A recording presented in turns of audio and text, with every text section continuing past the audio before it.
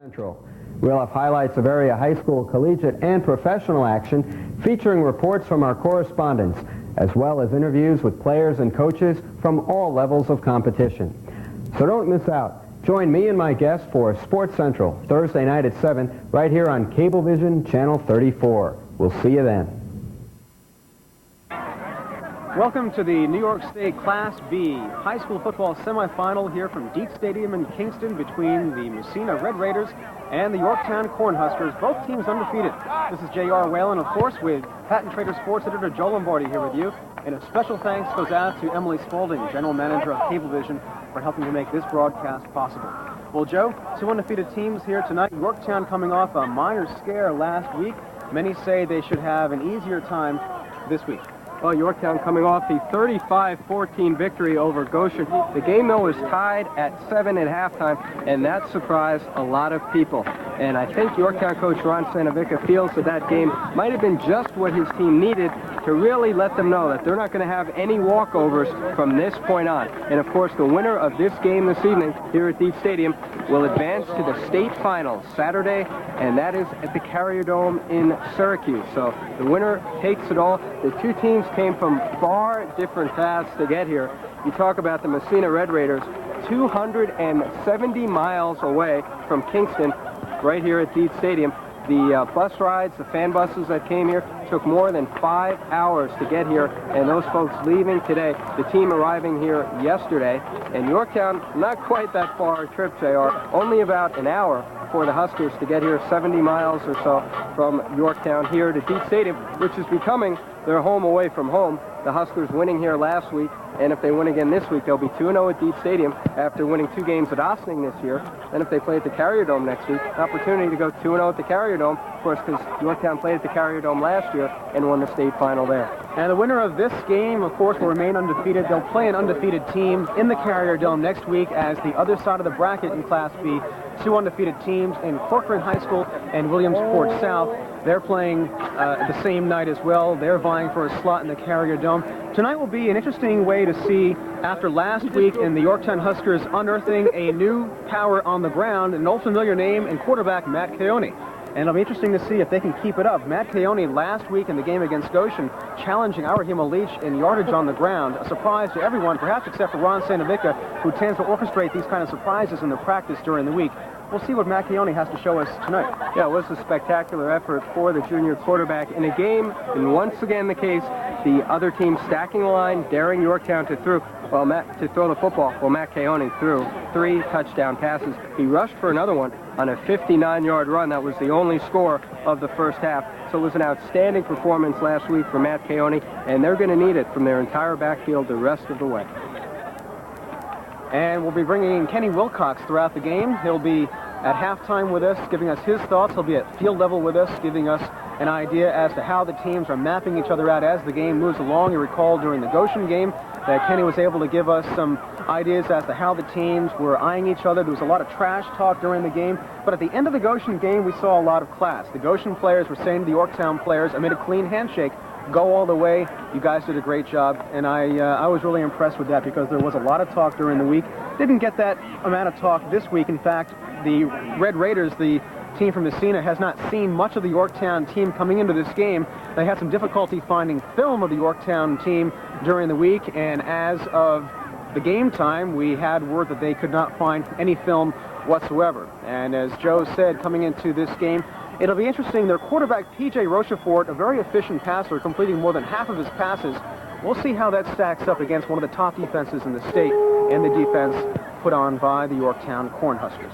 And we understand we'll have Kenny Wilcox with us. He's here right now, we believe. He is somewhere in the vicinity. Kenny is getting some final thoughts and talking to the coaches of both sides coming into the game. And as you know, Kenny is our man on the field at gut level to bring us things going on right here on the surface as Joe and I bring you the perspective from the broadcast booth.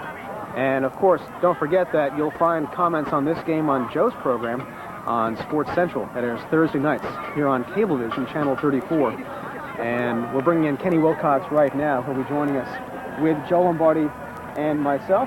So let's bring him in right now. Kenny Wilcox, come on in here right with us here on the pregame show for some thoughts as to what is happening today. You talked to the Massena coaches before the game, and we understand they're not seeing much of the Yorktown team, at least from a film perspective. Well, actually, JR, they haven't seen any of the Yorktown team this year. They were trying to get a film exchange with Yorktown. The athletic directors talked. I don't know what came of it. All I know is that the actual fact is they still have not seen Yorktown. And coming into a state semifinal game blind, it's got to be hard to come into a game like that, especially with the defending state champions. Yorktown, on the other hand, has acquired five films of Massena. And I think when you get to this point in the season, a lot of it obviously comes down to talent on the field, but also preparation and the coaching staffs. And I'm sorry, if you are not able to get a film of the defending state champions and you're playing a state semifinal game, that says a lot about the program. That's just kind of an unfortunate situation. I don't understand how that could be. We know that Yorktown has been on cable TV, what, 5-6 times during the course of the year. It's just amazing to me. Not to mention maybe he could have gotten a tape from last year's state final game at the Carrier Dome. Just to see what type of offense they run and defense they run, because it's the same thing. And it's really mind-boggling. It's really hard to believe. Joe, before we go, I just want to make a note that you were the one that actually, if you want to come down to it, has given them their scouting report. You talked to the head coach. You gave him a few, they have a good fullback, a good wide receiver, but he really knew nothing. And, if they win, Joe, it's on your shoulders. Well, a very basic picture of the Yorktown team, I could have gotten him that he could have found out from reading any paper. And we did talk on Sunday night and again on Monday, but I would find it hard to believe that they haven't gotten any further information since then. And apparently that appears to be the case, at least as far as the film situation is concerned. I think what you are going to see here is a battle of size versus speed. Massena has 11 players who weigh over 200 pounds. Yorktown has a few big guys, but mostly they get by with their speed, and we're right here on AstroTurf, and I think that favors a team with speed like Yorktown, players like Don Weiss and Robert Anderson, and right down the line. So I think pretty much all the intangibles favor Yorktown when we talk about the films and everything else that is entered into this game. Now the Huskers just have to get it done on the AstroTurf field right here at Deet Stadium. So we're coming up with kickoff of tonight's game between the Massena Red Raiders and the Yorktown Cornhuskers, two undefeated teams vying for a berth in the Carrier Dome Thanksgiving weekend and going for all the marbles in Class C. Class B, I beg your pardon. And that's coming up next on Cablevision. That's all right, you're in a class by yourself. So. It's coming up next on Cablevision, Channel 34.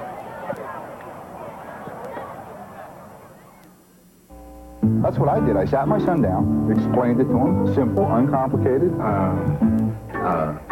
At first, I didn't know what he was talking about. I just took authority, you know what I'm saying? And he was nervous and sweating. What's this all about? They got questions, you just answer them. Well, look,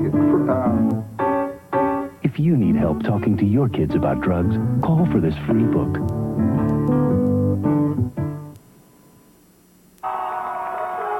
Cablevision presents the high school football game of the week. Tonight's game, the Yorktown Cornhuskers versus the Massena Red Raiders in the Class B state semifinal. I'd like to send out a special thank you to Miss Emily Spaulding, General Manager of Cablevision in Yorktown, for making the taping of this game possible. J.R. Whalen here with Joe Lombardi, sports editor of the Patent Trader, here for the semifinal game. We're in the Final Four of the state playoffs. This bracket is Yorktown and Massena. Joe, both teams are undefeated. Let's run down the players on this Massena team. We're well familiar with Yorktown, and let's familiarize ourselves with this Massena team, a team that comes from a great distance, coming down to this nearly 300 miles away, but a team that has talent enough to come to this game 11-0. Yeah, the thing that jumps out about them is the fact that they have not one but two 270-pound linemen. And in high school football, that is very noteworthy. They are number 78, Don Moffitt. He goes 6 foot, 273. And number 79, Callie Wells. He's 5'8", 270 pounds, and even 270 pounds. So they do have some size. And then you look at their skill positions. The fullback is number 5, Sean Fauché. It is spelled Faucher. That sounds like a French name, JR. And let's keep in mind that Massena is located 15 miles away from the border of Quebec. So Sean Fauché, he is the fullback, number 5, 5'10", 220 pounds. He is a senior. For the year, Fauché, the leading ground gainer for the Massena Red Raiders with 1,250 yards. As right now we're looking at the Yorktown Cornhuskers gathering before the opening kickoff of the game. There are a couple other Frenchmen on this Massena team as well, including the quarterback. And the quarterback is named Rochefort. And I remember a great NHL player named Norman Rochefort. Well, this is P.J. Rochefort. He wears number 11. He is 6 foot, 170 pounds. He is a senior. Now, people have told me about Massena that they are not efficient at throwing the football, that their quarterback basically is good just for handing off the football. But in talking to Coach Tony DiAgostino, who has been the head coach at Massena for 12 non-consecutive seasons, he points out that their quarterback, Rochefort, did lead the league in passing percentage. And he completed 25 of 45 passes. That comes out to a percentage of about 55.5%. So P.J. Rochefort is the quarterback. At the halfback spots, we can look at quite a few different players for this Massena team. Most notably, number 42, Austin Rush. He's a 5'10", 166-pound senior. He's gained 800 yards on the season, 801 to be precise. And also Corey David, number 43. He's a 6 foot, 200-pound senior, and he has rushed for 464 yards on the year. A couple of other players also see action in the backfield, including Mike Dion, number 24. He's 5'11", 150 pounds, as well as Mike Broussard. He is 6 foot, 199 pounds. And we are getting set now for the national anthem here at Dietz Stadium in Kingston, just outside of Poughkeepsie.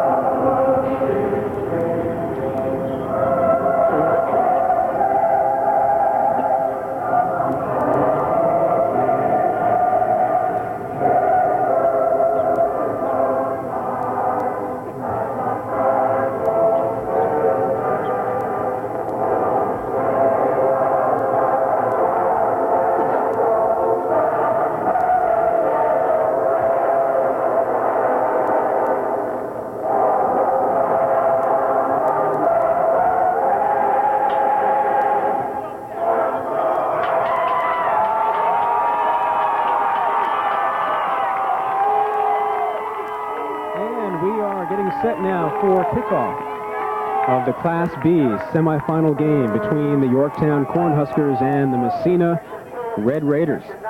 Yorktown last week, as we mentioned, coming off a scare against the team from Goshen, a team also that came into the game undefeated and said that they met up with the most defensively tough team they faced all season long against Yorktown, and in Yorktown that is, and they were very happy. They were very proud of themselves to come away with the game having scored 14 points against the Huskers, and even the Yorktown players feeling that they became a better team coming off of that win. And right now the co-captains for both teams meeting for the opening coin toss for Massena. Number 43 on your left there, that is Corey David, who we just mentioned, as well as number 5, Sean Fauché. And for the Yorktown Huskers, you've got Phil Sedembrino, number 75, Robert Anderson, number 3, Don Weiss, number 13 out there. You've also got number 63, John Giulianti, and number 6, R.A. Leach. A little bit outnumbered right there are the Massena Red Raiders. They hope that is not a foreshadowing of what lies ahead Looks like evening. Red Raiders have won the toss. And the officials right now indicating that. JR, you are right. And they have elected to receive. And you can tell up in the upper left corner of your screen, Coach Ron Santavica is in his usual game garb, in the shorts, in the green and blue jacket, in the white hat and the sneakers. He does not change his attire for obvious reasons. When you're on a 19-game winning streak, I wouldn't change much myself if I were head of a team as talented as these Yorktown Huskers. And he's hoping he can wear that outfit at least one more time this year, and that would be at the Carrier Dome in Syracuse. As right now the Huskers getting set for the opening kickoff. And we will see the Yorktown defense right off the bat. The nose guard for Yorktown will be number 42, Matt Storms. He will be flanked by tackles Matt Pansy, number 55, and Phil Sedembrino, number 75. The ends are R.A. Leach, number 6, and Adam Lodwick. Number 34, the linebackers, number 3, Robert Anderson, and number 51, Jeff Lynch. And in the secondary for Yorktown, we'll be seeing Don Weiss. He's out there right now on this kickoff team, number 13. He is the free safety.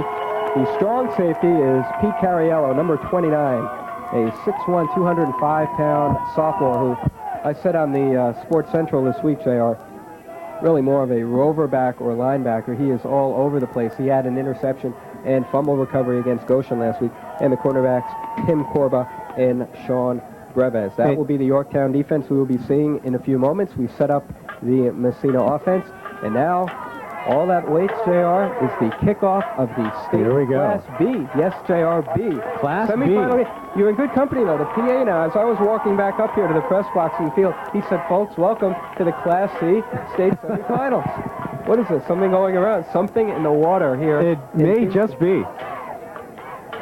Oh, and he also had the wrong sections, too, so you have a leg up on him there, JR. Don't feel bad. Oh, I feel much better.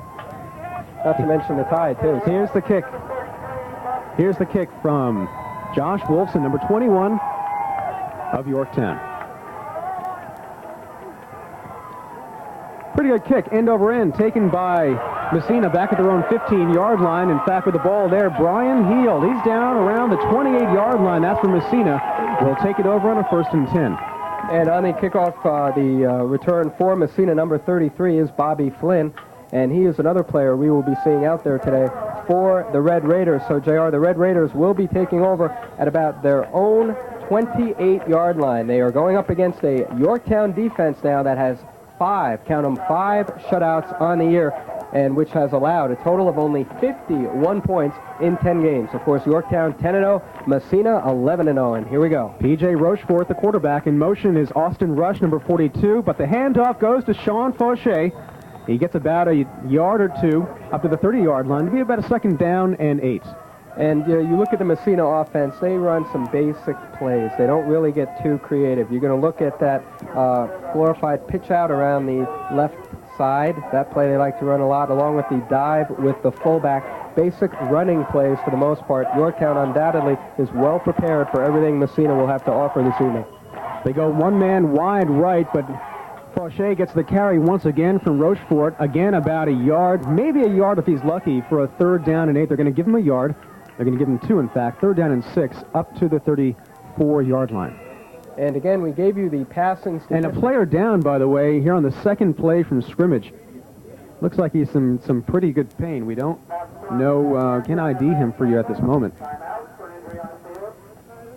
And all the Massena players during this break will tell you have the name of a statistician on the team, JR. We were just talking a few moments ago to some folks who made the trip up from Massena, a young man, and he committed suicide earlier this week. I believe he was 28-year-old man affiliated with the football program. His father, a teacher in the Massena district, and he committed suicide Sunday of this week. Of course, we're here Saturday, talked to Coach Tony DiAgostino that night.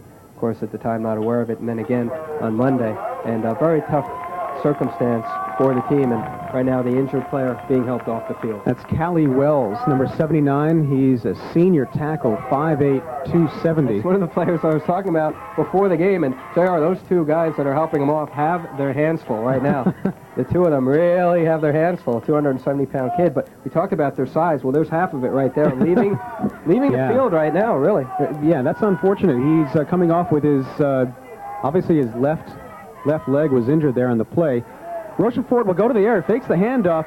High pass, it's incomplete, right through the arms there. Number 42, Austin Rush, brings it back for a 4th and 6. JR, it looked like that pass never had a chance, but actually it did. That's the amazing thing about it. It looked like a dying quail, like it would have no chance at maybe anything but an interception, and miraculously Rush almost was able to come away with it with 4 Yorktown players around the football. That would have been something to see if they were able to get a 1st down there.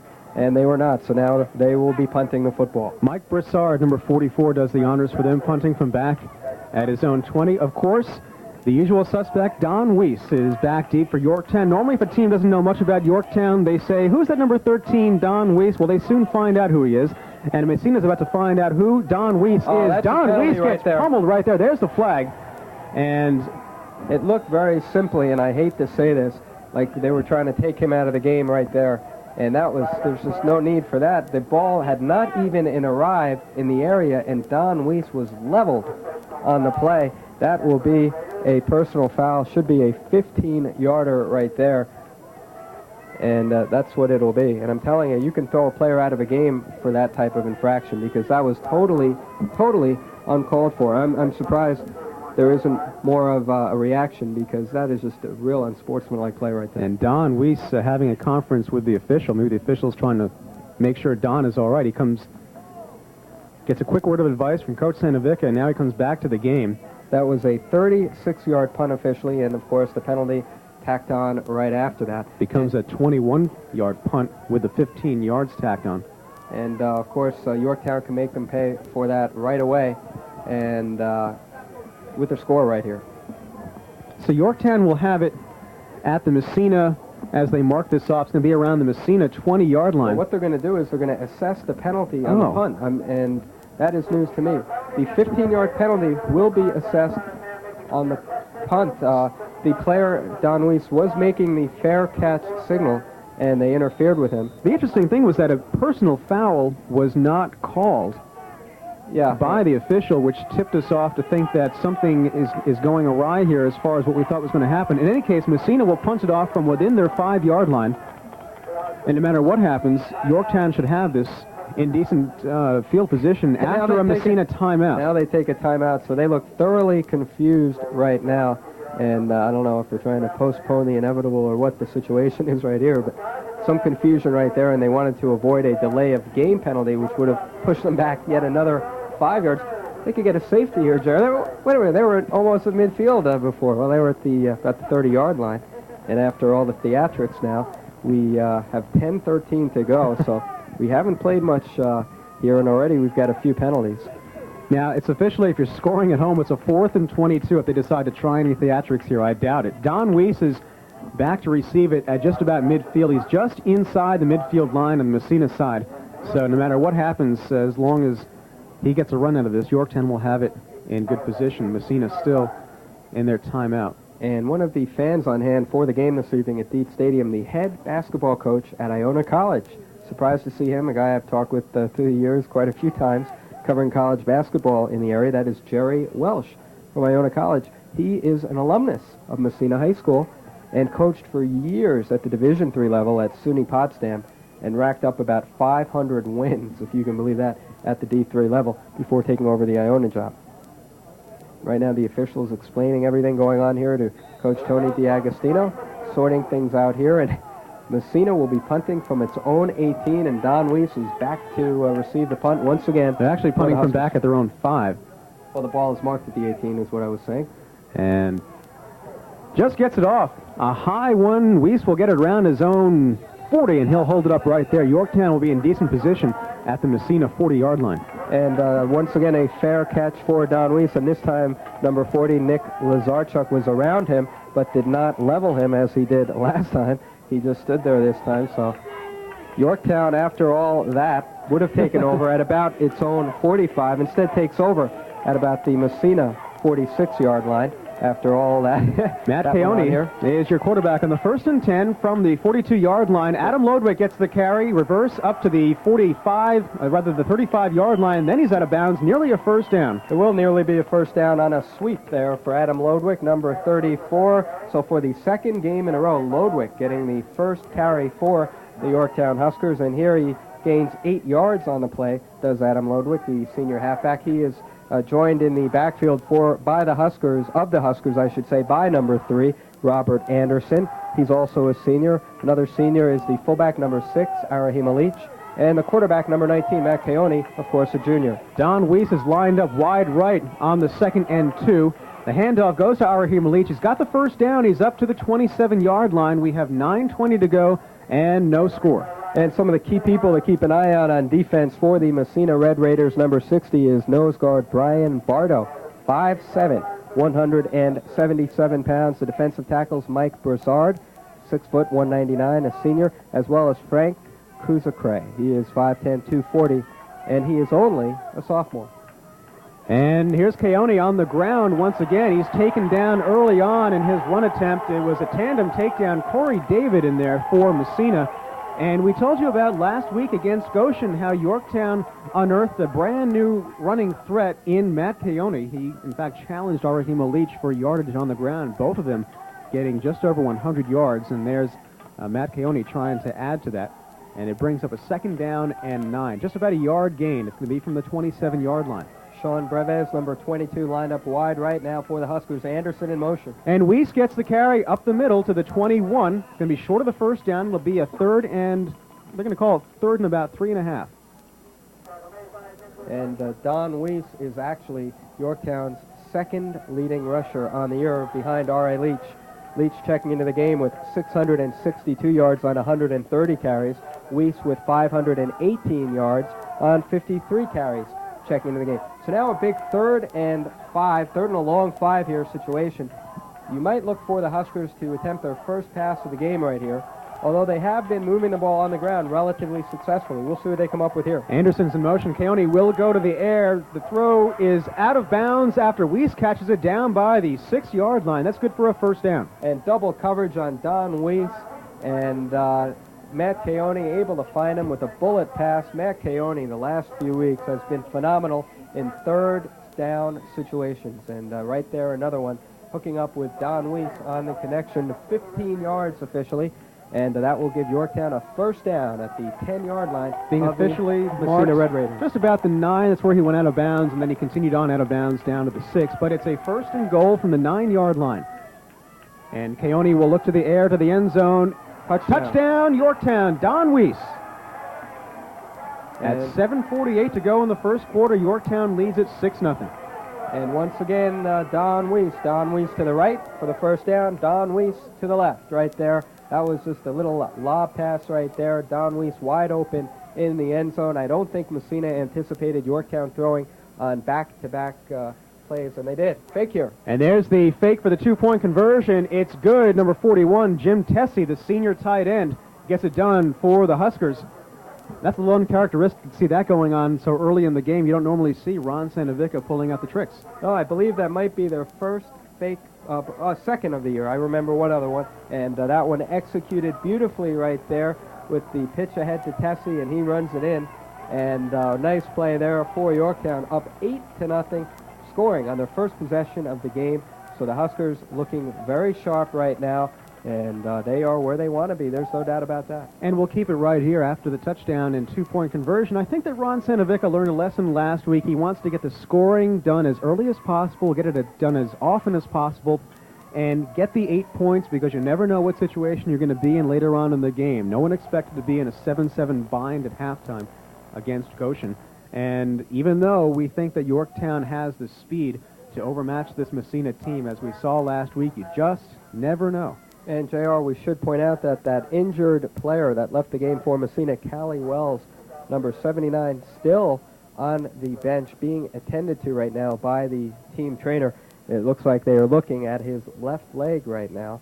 Yeah, he came off hopping on his right leg, having to be supported, as we saw, by 2 assistants. Yeah, so that would be a big loss for them on their first series of the game, to lose one of their top linemen.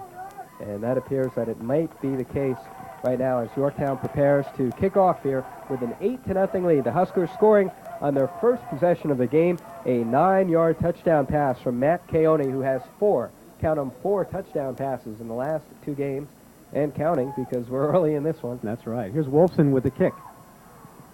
Another good kick, taken down around the 20-yard line.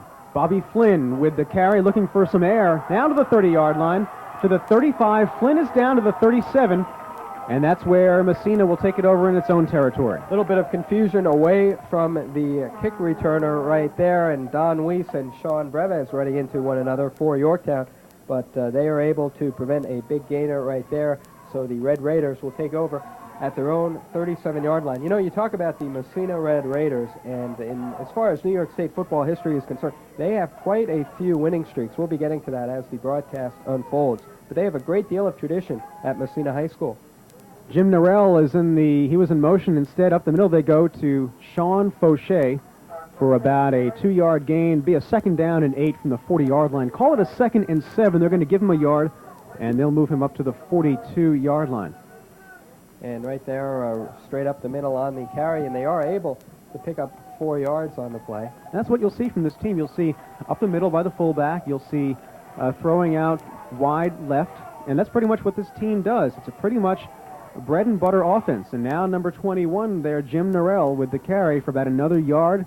If that just makes it up to the line of scrimmage, they're going to give him a yard up to the 44-yard line, a 3rd down and 4 to go. Not as versatile, not as variety-filled offense as the Yorktown Huskers, though they get the job done. And many will argue that it's the level of competition that's gotten them to 11-0. And into this game, they certainly, it seems, to have not played the likes of Ossining, Nyack, and Goshen to get this far. Don't forget about Somers. And Somers walk off. That was perhaps the biggest match of the year so far for Yorktown. And there's Austin Rush with the carry for Massena. Then he plows out of bounds. Great read and react job right there for the Yorktown defense, and Pete Cariello coming in from his safety position to run the Massena player out of bounds, number 42, Austin Rush. So now on a 4th and a long 2, you got to figure they're going to be punting the football once again, the Massena Red Raiders. You mentioned the two teams, different levels of play. Of course, Massena winning the right to be here by defeating Hudson Falls 18-14 last week, and Massena winning the Section 10 championship prior to that by defeating Peru in a highly contested ball game. Weiss is back at his own 25-yard line. Here's Mike Broussard. Gets the kickoff. A nice punt.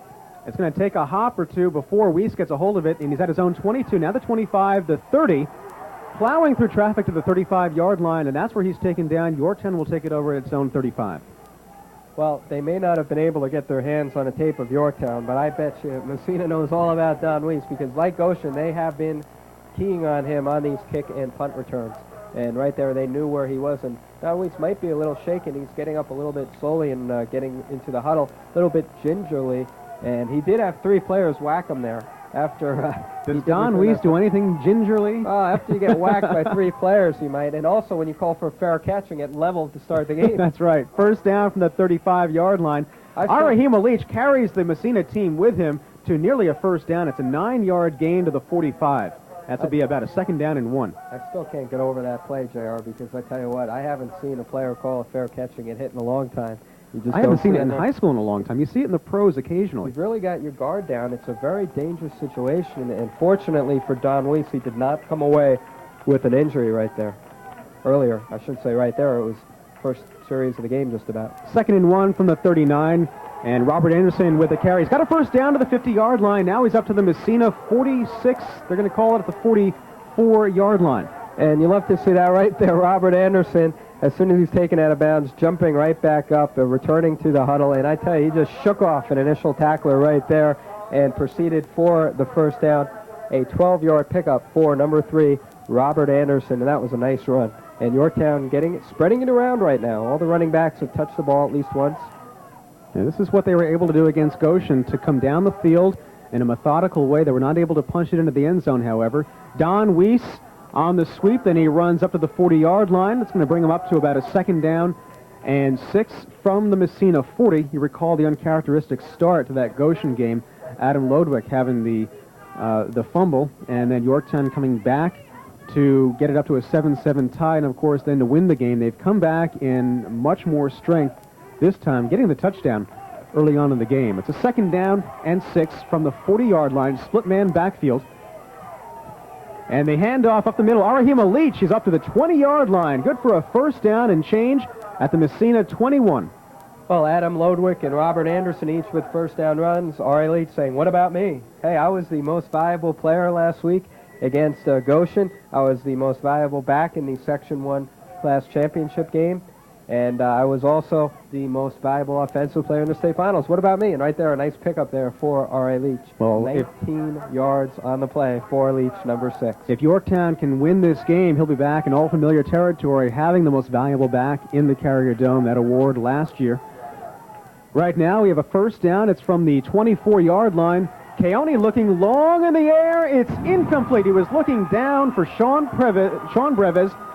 And it's incomplete, comes back for a 2nd and 10. That could have very, very easily been a touchdown pass right there. And Breves just I don't know if he overran the ball or what, but did not catch up with it right there. And that was a well-thrown ball for Matt Keone. And I think Yorktown crossing up the Massena defense a little bit right here by throwing the football the way they have. And right there, that would have been a real crushing blow. That would have been a 23-yard touchdown pass had they connected. Again, the split-man backfield, they decide to go up the middle. And a couple yards gained. It's Ari Leach up to the 20-yard line. It's good for a 3rd down, 3rd and 6. And Yorktown entering the state tournament as the number 1 ranked team in New York. Massena checked in at number 7. At the time, they were 9-0. And that was heading into state playoff action. Good to see Yorktown getting the respect on the statewide level. Last year, Chittenden ranked number 1. I think Yorktown started state play last year ranked 11th or 12th. Wound up winning the title. North Rockland gets a lot of attention, a team from the metro area. Yeah, but they're ranked Yorktown, number 1 in Class A, North Rockland. Keone goes to the air. It's incomplete, nearly picked off by Massena, and Don Weiss, the intended receiver, brings it back for a 4th down, to be about a 4th and 6.5. They're still back at the 21-yard line. And Tim Korber doing a phenomenal job with field goal attempts before the game, and I don't know that they're going to try him here, though. This would be an awfully long field goal, and they are going to try it, I believe. Wow. Well, you recall the game against Nyack. His first one, he hit it from about 35, 40 yards out, and it had the strength to go 50. And you're up 8-0 early on in the game. 3:26 to go first quarter. About a 38-yard field goal attempt here. 38, Kick is up. yards. It's wide left, and it's going to be short as well. Well, it was a good try. Just a few more yards and just a few more degrees to the right, and you've got an 11-0 ball game. So the score remains 8-0. Yorktown over Massena with 3:21 to go in the first quarter. And we'll have more football after this here on Cablevision Channel 34. I want you. I want your hand on my back when I make my way through a crowd. And we're back at Dietz Stadium as the Massena Red Raiders take it over after the missed field goal attempt on 1st down from their own 21-yard line. And the run up the middle gives them a 2nd down and 5. And like last week, the weather conditions very favorable. We had quite a bit of rain yesterday, but today, not a drop of rain, golden sunshine. Hurricane really Gordon. rather comfortable temperatures, which might help this cold I have here a little bit, we hope. 2:45 to go first quarter. Here's an I formation from Massena. And the handoff is to Fauché once again. Gets about a yard gain for a 3rd down and 3. We were threatened by Hurricane Gordon throughout the week. Luckily, he has decided to spare us, and now we have the moon and the stars shimmering against the heavens over this game here tonight. It's and Tom Ciangelo say, well, he is upstairs, and he is not in the nice warm press box like we are, JR. Gary Anthony here with us in the press box. Will Tomlinson, our statistician. Will, kind enough to bring me coffee and tea with this coffee I have. We do appreciate that, Will. It's a 3rd down. He's our liaison to the field. 2 for Massena. Austin Rush with the carry. Up the middle, he's up to the 35-yard line. It's good for a 1st down. So the first down of the game for the Massena Red Raiders. And getting it is number 42, Austin Rush. He has 801 yards on the year on 119 carries. That averages out to 6.7 yards per carry, and 12 touchdowns, too, for Austin Rush, number 42. From the 34-yard line, Jim Norell. And nothing doing there. Maybe a yard if he's lucky for a 2nd and 10. And the score 8-0 with 1:45 to go here in the first quarter of play. Yorktown's touchdown coming on a 9-yard pass, and that pass coming on the play from Matt Keone to Don Weiss. And J.R. Whalen, Joe Lombardi here with you at Dietz Stadium in Kingston for this Class B state semifinal between Yorktown and Massena. Yorktown leading at 8-0 with 1:17 to go right here on Cablevision Channel 34. And there's Fauché once again up the middle. They're going to try this up the middle a couple of times. They're going to try it around the left side. You're not going to see them go for the big plays in the air. Well, I tell you, now is where it gets interesting, though, JR, because that's not going to work here on 3rd and 6. And they have yet to attempt a pass in the game. And if they're going to score, they just can't run the football on every play. And Rochefort's got some good numbers behind him. He completes more than half of his passes. And they'll go to the ground once again.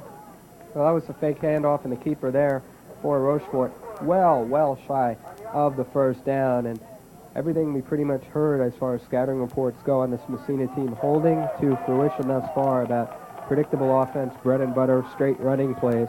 And that just is not going to get it done against a Yorktown team that has 5 shutouts on the year. It's a 4th and 1 from the 43-yard line. A timeout is taken by Massena. We'll see if they want to go for this.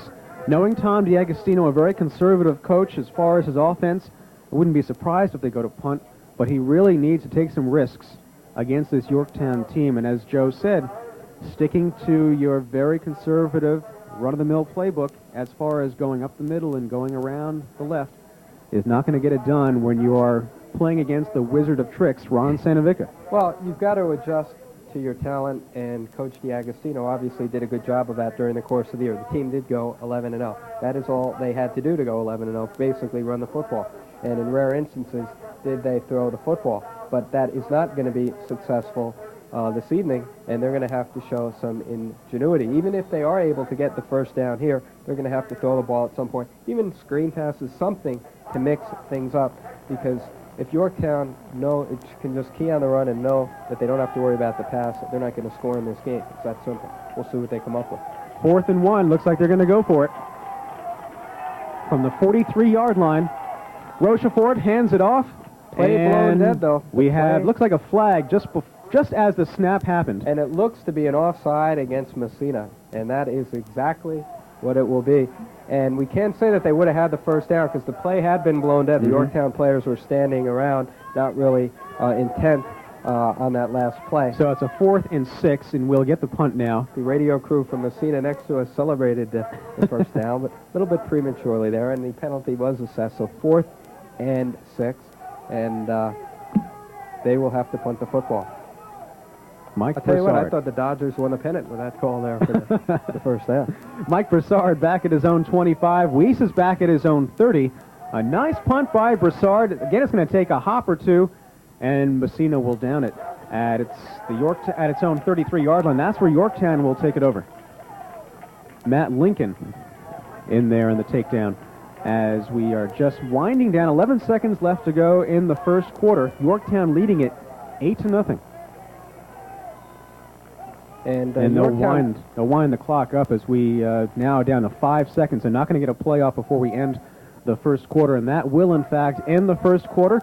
Yorktown on top so far, 8-0 over the Massena Red Raiders. Back with more high school football after this on Cablevision. Quarter action, 8-0 Yorktown. Yorktown on a first down from its own 34-yard line, and Keone will hand it off up the middle. Arahima Leach at the bottom of that pile gets about 2 yards, and he's up to the 37-yard line for a 2nd and 7. And we are starting the second quarter of play. Yorktown starting its third series of the game, scoring on its first series on the 9-yard touchdown pass from Keone to Weiss. Second series, just an overthrown ball right there before between Keone and Sean Breves.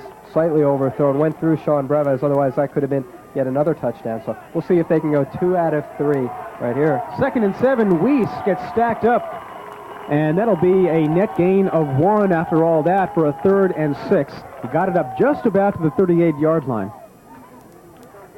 And we mentioned Yorktown with 5 shutouts on the year. Massena with only 1, and that was in week 5 of the season, a 16-0 win over Ogdensburg Free Academy. That was 16-0 and their only shutout. They have allowed just 1 touchdown in a game on 4 other occasions, have the Massena Red Raiders. The most points they gave up in their season opener, a 40-22 victory over the Franklin Academy.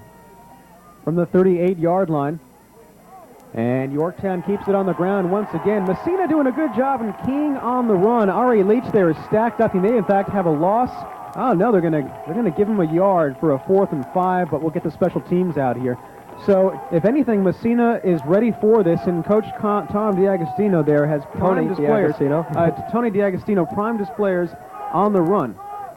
Yeah, he really did, and Yorktown not showing much imagination on the last series. I think they thought they could just stick it down their throats with the run, and they were not able to, did not mix in the pass there, and as a result, no first down, and Josh Wilson coming right back onto the field to punt the football.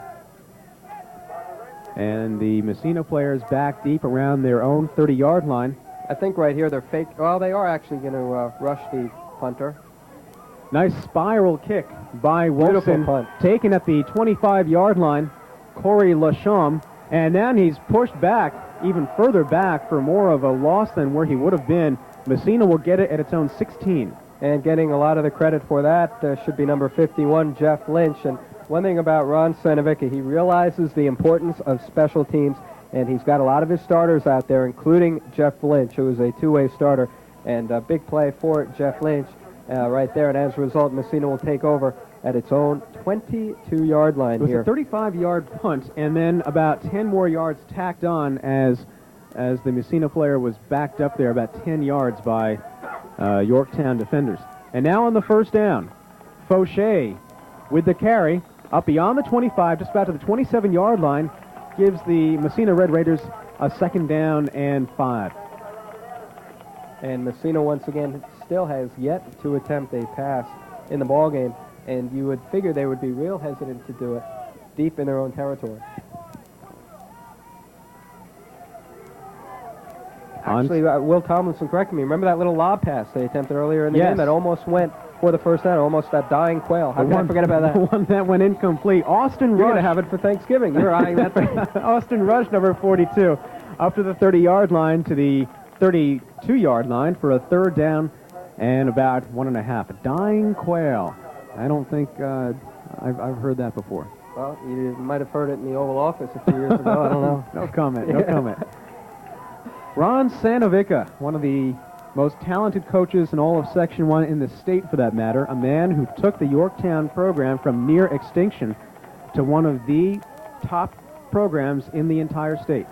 On the third down play, again, they'll keep it up the middle. That's going to be awfully close, and I think with forward progress, he may well have gotten the first down. They got it. They're going to give it to him. In fact, they're going to mark it up to the 34-yard line. A first down for Massena. So far, nothing big on the ground, nothing big in the air for Massena. They're getting small runs, and so far it's kept them in the game as far as first downs go. And Rochefort with a handoff to Austin Rush. Gets about 3 yards for a second down and 7. You know, when I first heard Yorktown would be playing Massena, I tried to get some information about the Massena team by calling the Syracuse papers, figuring I'd have some luck there. Quickly found out Massena 3.5 hours north of Syracuse, so not even in the same ballpark right there. I wound up talking to a newspaper editor up in Plattsburgh, up in that region, and that is where the school located, northernmost tip of New York State. Massena gets exposure in the Syracuse press basically from a weather standpoint. You'll find it as one of the point cities in the state, as we see the handoff by Rochefort to Jim Norrell up to the 40-yard line, to the 39-yard line for a third down and 4. Otherwise, after being a student at Syracuse, not much press there by Massena. I'm not surprised that you didn't find much information there. It's actually going to be a third down and about information, but not in Syracuse. Mm-hmm. Tough week for the Syracuse community with that devastating loss to George Washington. Can you believe it? In the preseason NIT. Don't remind me. Fauché. I just did. Oh, it's the fake handoff for Fauché. In fact, Rochefort will take the ball himself. He's got the first down, then he's plowed out of bounds at the 48-yard line. Good for a first down. Well, Massena keeping it on the ground, but showing some imagination now with their offensive play calling, and a good second effort there. And another first down for the Massena Red Raiders, but they still have not crossed over into plus territory. They are still in their own end of the field at about the 48-yard line, 48.5-yard line. But a nice effort there for the Red Raiders. 6-yard pickup on the play. It's a first down from the 48. And Rochefort, the handoff is to Rush. Barely gets to the 50-yard line, does not. About a yard gain for a second down and 9. And Timmy Corba on the play for Yorktown with the hit, number 82 from his cornerback position. And there you see number 11, P.J. Rochefort, the quarterback for the Massena Red Raiders, getting some instructions from Coach Tony D'Agostino. He's been the head coach, as I said, 12 years. Non-consecutive years, though, J.R. He coached there for a while, then took a little break in the 80s. And now he's back and got his team back to where they were used to being. at a championship level. They have a great tradition at Massena High School. Massena did make it to the 50-yard line after all. They continue up the middle, about 2 yards there. They're bringing it up to a third down, be about a 3rd and 5, and it's from the 47. We have just under 6 minutes to go in the first half. Yorktown leading it 8-0. And we mentioned about winning streaks and the Massena Red Raiders and the streaks they have had through the years. They do have the record for most consecutive victories in New York State history. They are number 1 as far as that is concerned. And there's another pass attempt. This one is bobbled, and it's complete to Bobby Flynn out of bounds at the 30-yard line for a first down for Massena. And apparently they've just won the World Series if you hear their radio announcers. But they celebrate that. They actually complete a pass. And on the play, 18-yard pickup for the Massena Red Raiders. 18 yards. I tell you, the passes aren't pretty looking. He's attempted 2 of them. But he's only almost connected on both of them and did connect there for 18 yards, did P.J. Rochefort. So now it's just a case of totally crossing up the defense, and as I said, they simply have to do it if they're going to move the ball the length of the field. You might get a few first downs if you just run, but in order to score, you got to throw the football. And there's Fauché with a carry on the ground, about a 5-yard gain to the 25.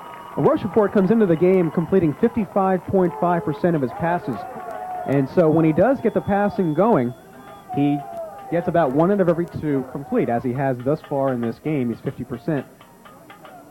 Has attempted 2, has completed 1, the one we just saw a few moments ago. Now the run there brings it up to a 2nd down and 6. It's from the 27-yard line.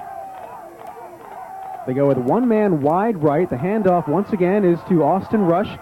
Breaks up to the 25-yard line. That's about a 2-yard gain for a 3rd and 5. 3rd and 5, and after the first down, Yorktown expected them to go right back on the ground, and they did. I think one of the reasons we do have a score in this game is that Yorktown threw the ball on consecutive plays, the second play being the 9-yard touchdown pass from Keone to Weiss. And right here, this is a situation where Yorktown could look for the pass, so they won't catch them off guard if they do throw here on the 3rd and 5. The split man backfield on the 3rd and 5, and batted away. Goes to the air, and it's batted away there by Adam Lodwick. JR, that looked like, on the playground when you and Will play and you put a shot up and Will stuffs it right on you there. That's what it looked like there with Adam Lodwick. Will's got a few inches on you. Yes. And Adam Lodwick right on top of things right there. You unfortunately to bat away the ball. You were not at those games. That was a nice... What games? You were not at those games between me and Will. Oh, how'd you fare? Well, you're at Reform School. Where did you come up talking about out of left field, JR? I don't know where you came up with that one. Just talk to the authorities. All right. 417. I think the fumes from that Armani perfume you're wearing are getting to you. And Fauché with the fake. And Rochefort running wide left and a loose ball. Well, what he tried to do, Rochefort, is extend his arm and try and get the first down. He nearly got the ball knocked away running the option there. The ball did leave his hand. A timeout is called by the officials. It stopped well shy of the first down, so Yorktown will take over on downs here, and Yorktown will take over at its own 21-yard line. Talking about winning streaks and Massena having the state record for consecutive wins, right now the team with the longest active streak in New York State is, of course, the North Rockland Red Raiders, another team called the Red Raiders, just like Massena. They extended their winning streak to 36 victories. Or is it 37? Who's counting? With the win over Saratoga here at Deet Stadium Friday night, 16-6, I believe the final score was in North Rockland's win over Saratoga. From the 22-yard line, Ari Leach with the carry, still on his feet, all the way up to the 43-yard line for a first down. And the way Ari Leach is able to run and take half the team with him is something that he has done all season long. Just when you think he is down, you blink and he's 5-7 yards ahead of where you just saw him. So it's a first down for Yorktown at Yorktown's own 43-yard line. And a 12-yard pickup for number 6, Ari Leach. 3.5 minutes to go, second quarter, 8-0 Yorktown. Handoff once again, they'll keep it on the ground.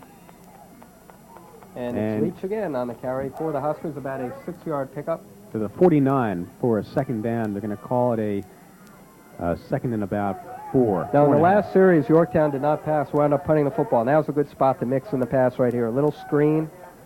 They did not attempt that against Goshen, that fabled screen play that was so successful against Port Chester, and that they also ran against Nyack. They send Weiss wide left. Instead, once again, They keep it on the ground. It's going to be close to a first down. It is Adam Lodwick there with the carry.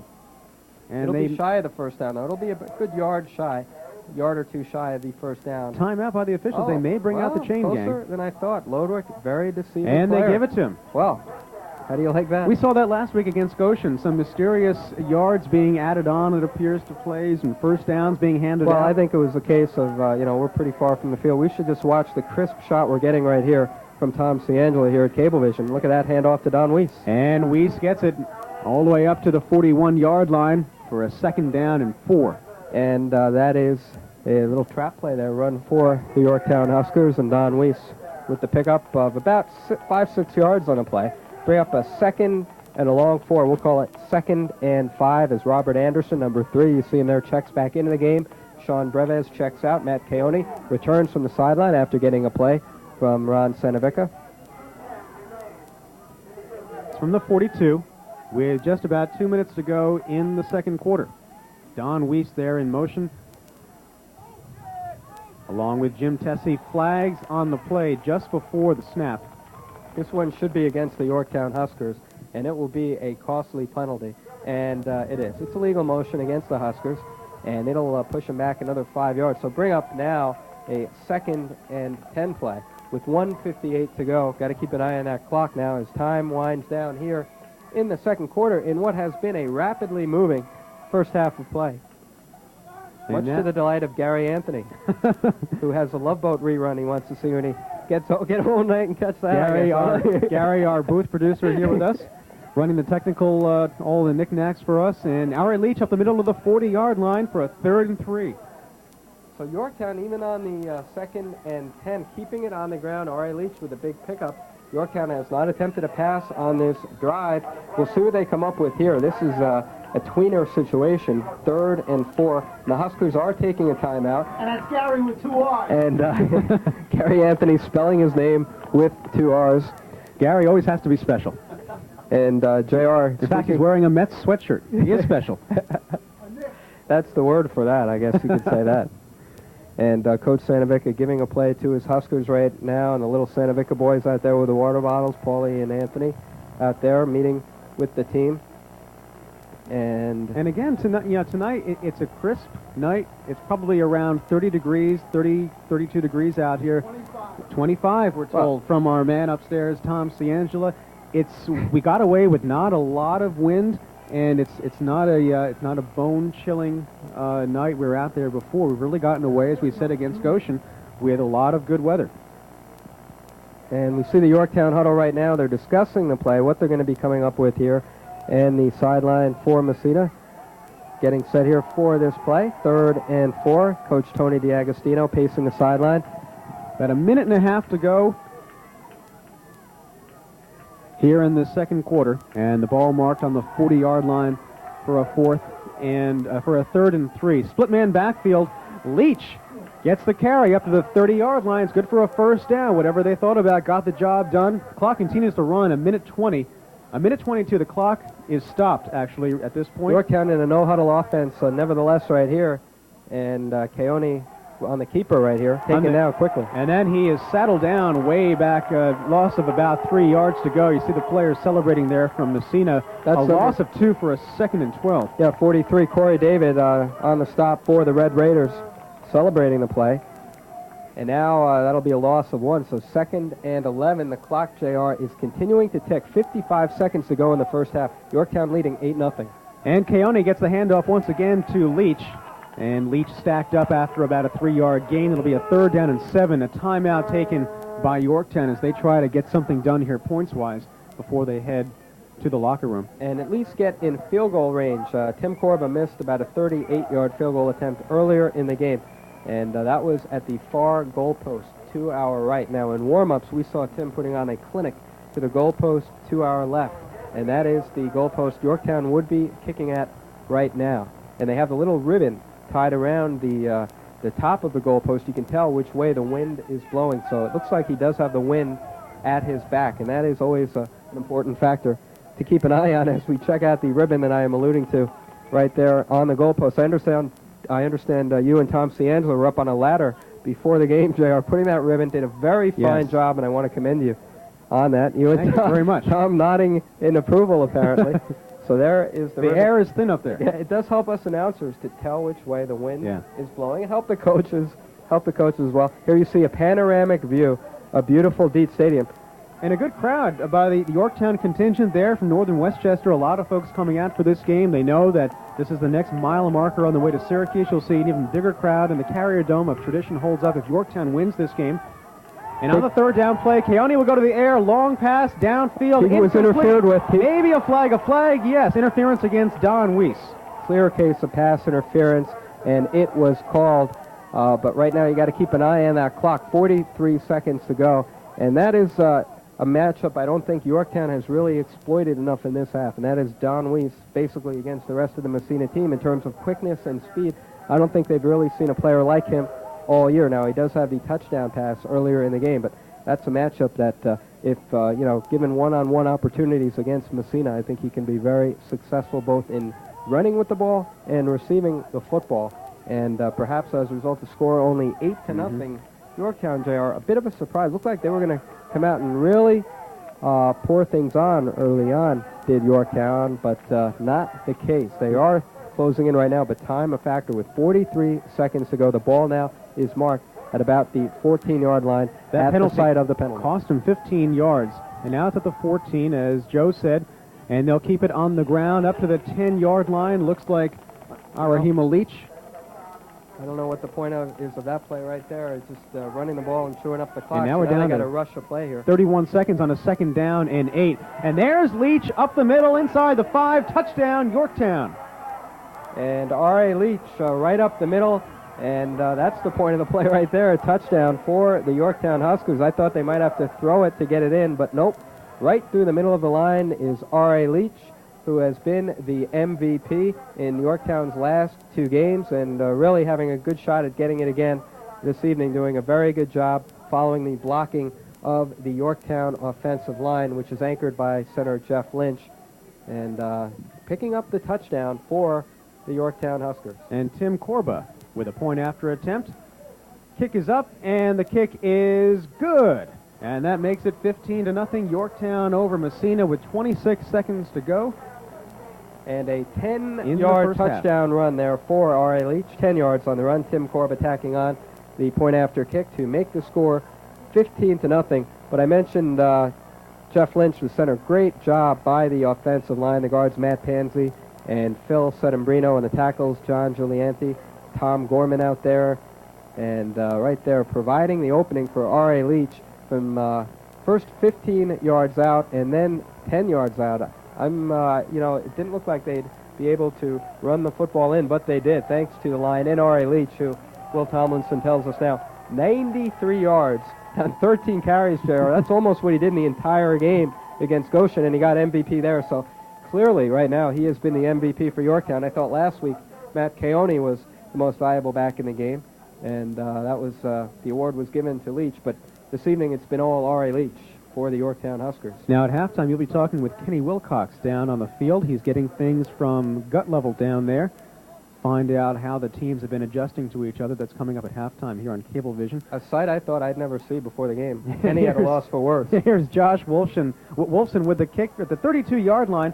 It's number 84, Corey Lachaume. He's taken back in the backfield. Tim Corba hot on his heels way back at the 17-yard line. They'll have to unleash some long passes, really uncharacteristic of this team, to get something going with 20 seconds to go in the second quarter, down 15-0. And don't forget, too, they won the opening toss, did Massena. They elected to receive the football. So that means Yorktown will start the second half with the football. First down being officially marked from the 20-yard line.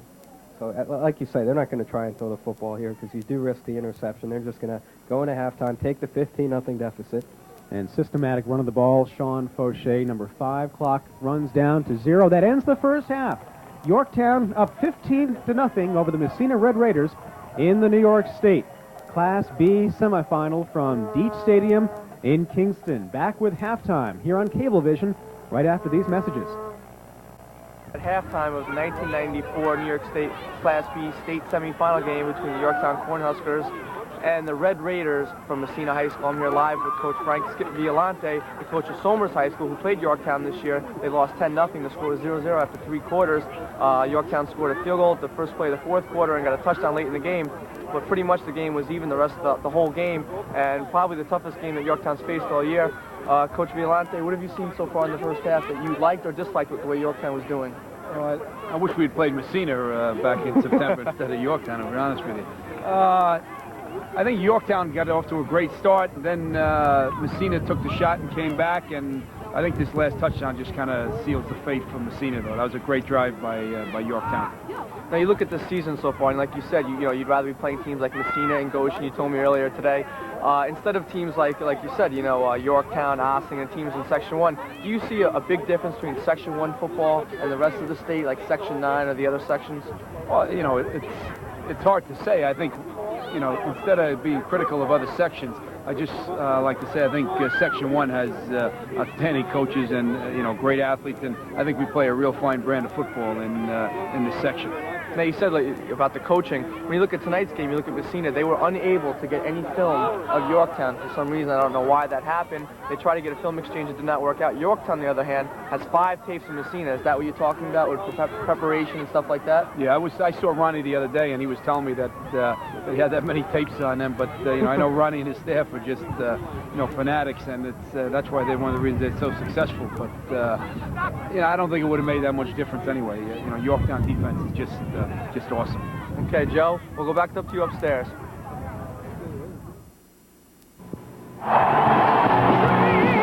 Vince, come on, we're late. Just a moment, this is Joe Lombardi back on the field here at Dietz Stadium. At halftime of the state Class B semifinals, Yorktown leading Massena by a count of 15-0, and Kenny Wilcox back here with me. And really, last week, you know, Matt Keone doing a great job, and I thought was the most valuable back. But this evening, there's no doubt that R.A. Leach has really come on and done a superb job with almost 100 yards rushing, which is about what he had in the entire Goshen game already in the first half alone. Well, there's a lot of controversy last week about who should have been the game's MVP. Arahima Leach was the most valuable back at the state championship last year. In the regional championship game, he was the MVP, offensive MVP.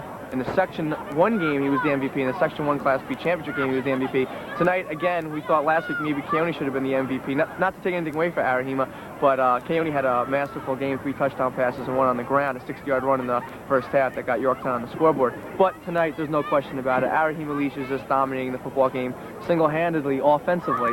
Defensively, it's Jeff Lynch. He's all over the field, the inside linebacker. Special teams, too. Yeah, you're right, special teams. He is all over the field. He has 9 tackles assisted in the first half, but he's all over the place. Also, Pete Cariello is 6 tackles in the first half. He's all over the place. They're really gang tackling this team, this Massena team. One matchup that the Huskers have not really exploited, I said right before halftime, is I think Don Weiss against the entire Massena team. I don't think they've seen a player as quick and speedy as him all year. He did have Yorktown's first touchdown on a 9-yard pass from Keone, but he took a hard hit on the opening punt after Massena's first series, and I haven't seen that in a while, and really an unsportsmanlike play for Massena. He called for the fair catch and got leveled on the play, and you've got your guard down, you could really get hurt. Did Don Weiss show any after effects from that? Because he took quite a shot there, and then took another shot on special teams a little bit later. Well, you know what, Joe? Actually, they re-kicked the ball, and on the next kick, he was also touched. He was not knocked down, but when you call a fair catch, you're not allowed to touch the man at all. They did not call it the second time. The first time they called the penalty,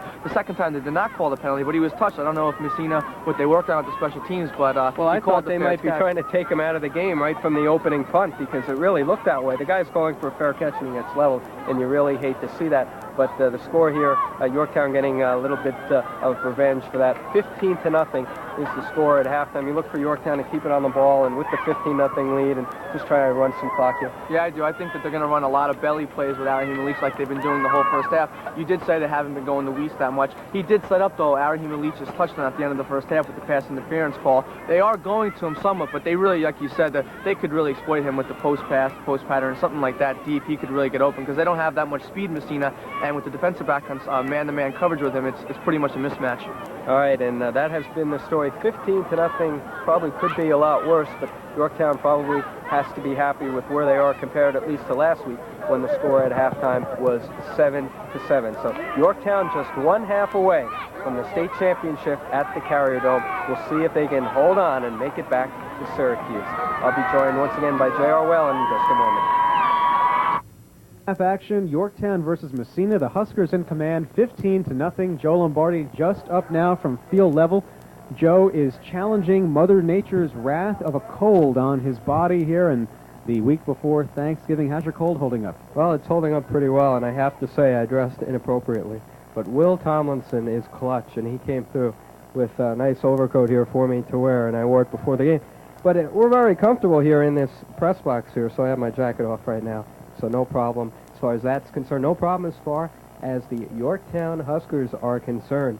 And they are looking to make it back to the Dome. And we know now who they'll be playing, JR.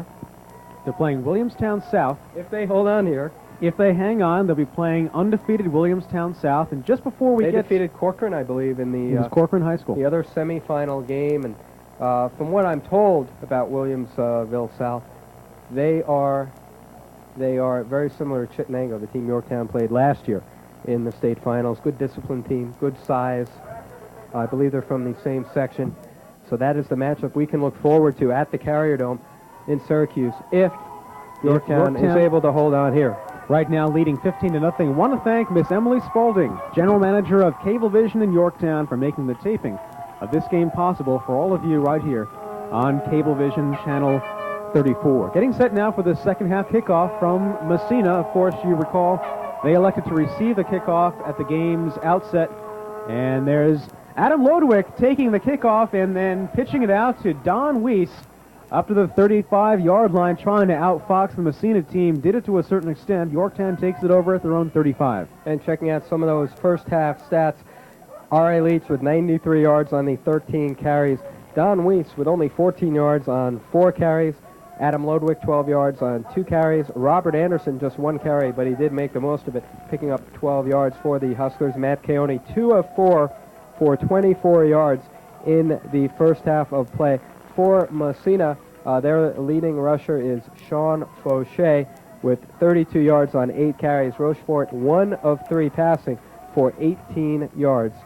And from the first half stat. From the 37-yard line, Keone to the air. It's complete to Don Weiss at the 50-yard line. Weiss to the 40. Weiss to the 30. Weiss to the 20-yard line, down at the 16. And JR, just a few moments ago, Kenny Wilcox and I talking about the fact that Yorktown has not yet really exploited the Don Weiss matchup against Massena. Well, they did right there, and that was a big-time connection between Keone and Don Weiss. It is a 48-yard play, all told. 48 yards from Keone to the speedy Don Weiss, and it looked like he could have gone all the way. He came close to breaking that and taking it all the way. As it is, Yorktown in very good shape right now. And Don Weiss a little shaken up there on the takedown. He's being helped off the field. He's walking off, as you can see, but being helped off by Ron Sanovica. And we asked Kenny, who is at field level, if he saw any signs that Don might have been shaken up, because when you get whacked on a fair catch, you know, you got your guard down, you're not expecting it. And he took a couple other few big hits, hard hits in the first half of play as well. And Leach gets the carry up the middle, and he's up to the 10-yard line. That's going to be just short of a first down, just underway second half. We've been following Don Weiss for 2 years now. The kid is an amazing player, and for his size, of course, everything he does, but the fact that he touches the ball so much on offense, defense, and special teams, takes a lot of hits, and still, I can't remember him. This is the first time I can ever remember him leaving the game with an injury. It's really remarkable. On second down and 5, Keone with the keeper inside the 15-yard line. He's going to come up to the 12, and that's going to be close to a first down. They may, in fact, they're not going to measure. They're going to call it short, about 3rd and 1. And Matt Keone getting a play from Ron Sanovic. I was just talking to Ron a moment ago, heading back up here. Ron walking out on the field, holding a bag of footballs. The head coach at Yorktown High School. Whatever it takes, everyone helping out. Leach gets above the 10 to the 6-yard line. That's going to be good for a first down for Arahima Leach. It'll be 1st and goal for the Huskers. And there you see Don Weiss on the Yorktown sideline. He looks to be okay, but he has not returned to the Husker lineup, Don Weiss. But he does look to be okay right now. Ron Sanovica checking in with him. Just getting sure everything's all right. Just under the 10-minute mark, Yorktown leading at 15-0 here in the second half. Arahima Leach once again to the 5, close to the end zone. And he's going to be short. He's going to be around the 2 or the 1 yard line for a 2nd and goal. And on his previous carry before that one, R.A. Leach going over the 100-yard plateau for the game. He now has 104 yards rushing. And that's about what he got in all the Goshen game. And his jockeying with Matt Keone. Matt Keone also getting just over 100 yards as well.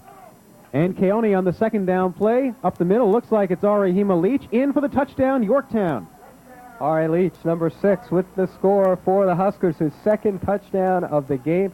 His second touchdown in as many possessions for the Yorktown Huskers. He ended the first half with a score, and he starts the second half with the score. And there is Don Weiss back on the field for the first time since leaving the game after he hauled in that 48-yard pass from Keone. And we have back on the field. Late flags down inside the 5-yard line. And it's against Yorktown. And it looked like the Huskers were offside on the play and shouldn't have much of an effect here on the point after kick with Tim Corba, who will be still well within his range here.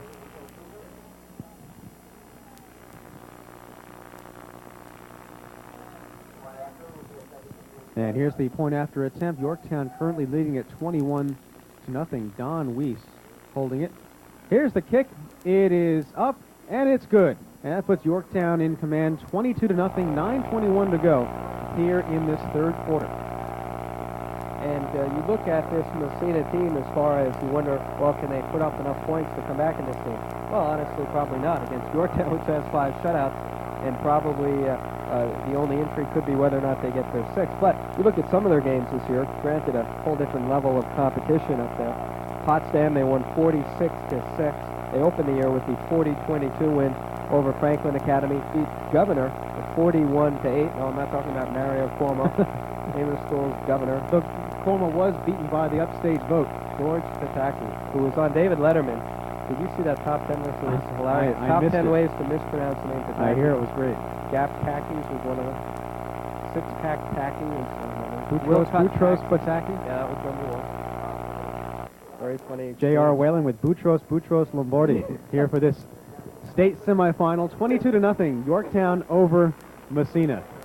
Oh, I hope this score, the only way I would hope for Massena to come back, the only reason for it would be for you to tone down on your theatrics, because when the score does get out of hand, you've been known to kind of run amok up here in the booth. Well, I have a great teacher to my right. And Massena gets the ball from its own 15-yard line, running it up to the 25. That's where they'll take it over. They've got to get something going here. They've got to go with the long ball, keeping it on the ground. Both teams able to key on each other's running game.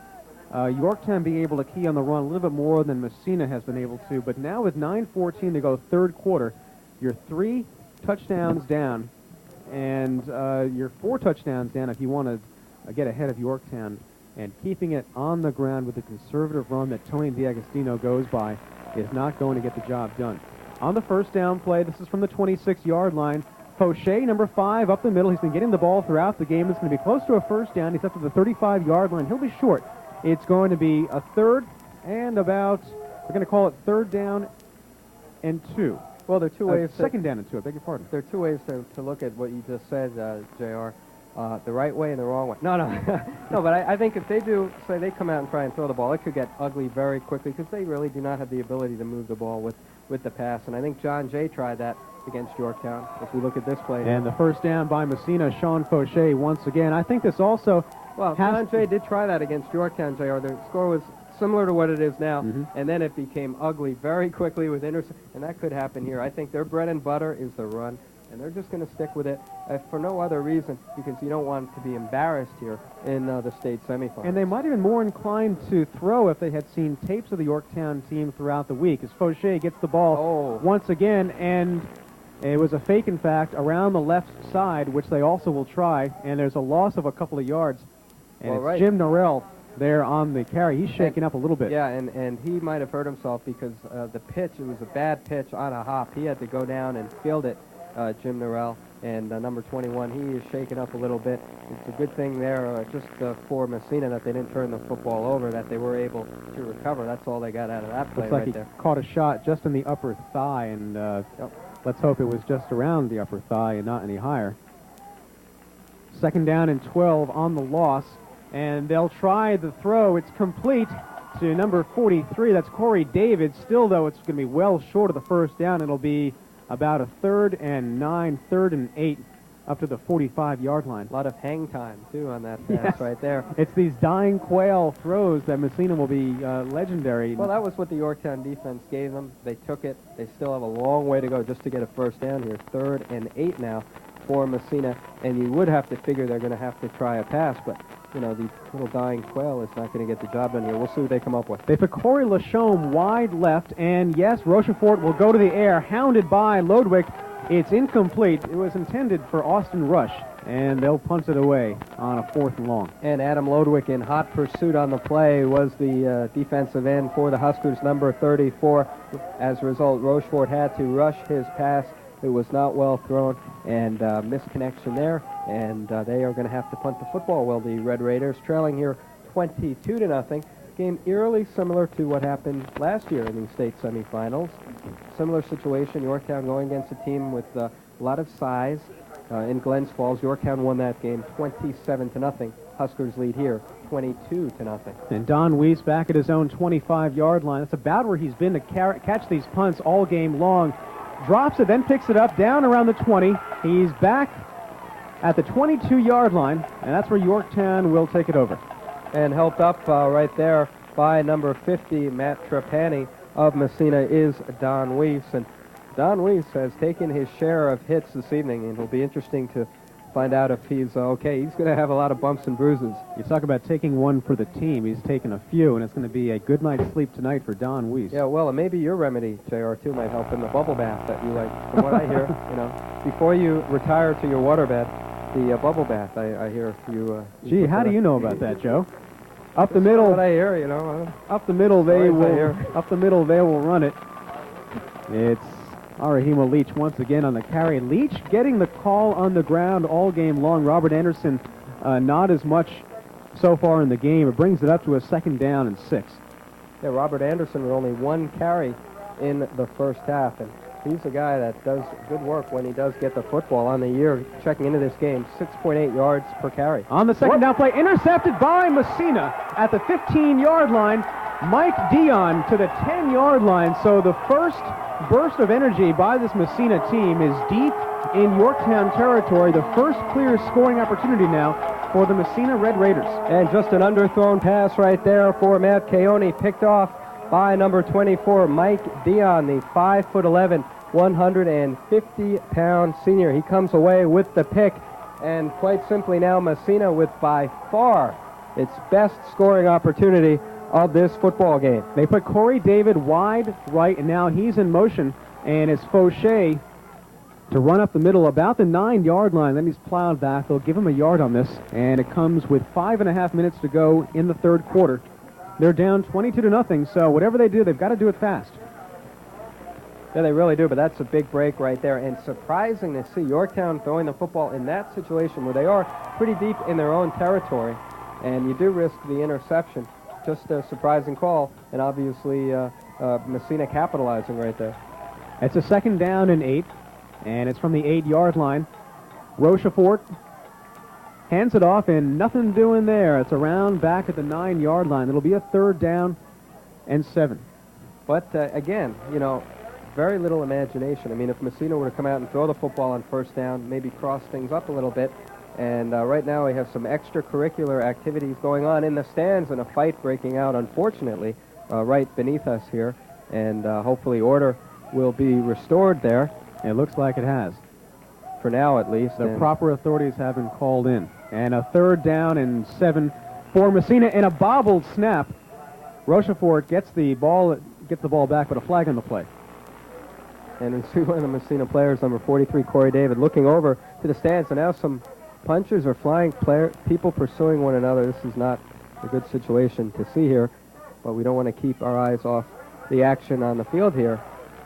And we do have a full-scale fight right now in front of us here in the bleachers, and some fans are coming out of the stands, some punches being thrown. Well, let's hope it doesn't distract the players as this is all cleared away here in the stands. Right now, more importantly on the field, we are back to a 3rd down. And I must say, JR, last week there was quite a bit of security. We noticed all sorts of people on the field in the Nanuet game, which preceded this one. But big play here for Massena. Rochefort will try to get into the end zone. It's the pitch out to number 43. It's Corey David running around the right side. Nothing doing there. Brings it back to a 4th down. They're going to have to settle for a field goal. A field goal attempt, indeed. And we don't know too much about their kicking game, whether or not, but there is a flag on the play, I believe. I don't believe so. Oh, no, okay. It's going to be, there was a yard loss on that run, and makes it a 4th and 8. So if they do have the capability, and so far they're going to, but they need more than that. In this they're going to go for it. Trailing 22-0, they need a lot more than that. Got to take risks if you're playing Yorktown in this position. Rochefort going to the air, gets the ball away. It's incomplete, and he was taken down just after he unleashed the ball. And Yorktown will take it over on downs. Yorktown escaping a scare after the interception. They'll have it on their own 10. Well, when you've got faith in your defense, which the Yorktown Huskers certainly do, you can get away with a lot. Passing deep in your own territory, having the interception, and not paying for it. Yorktown coming out on defense, keying on the run, and Massena not passing until really they had to.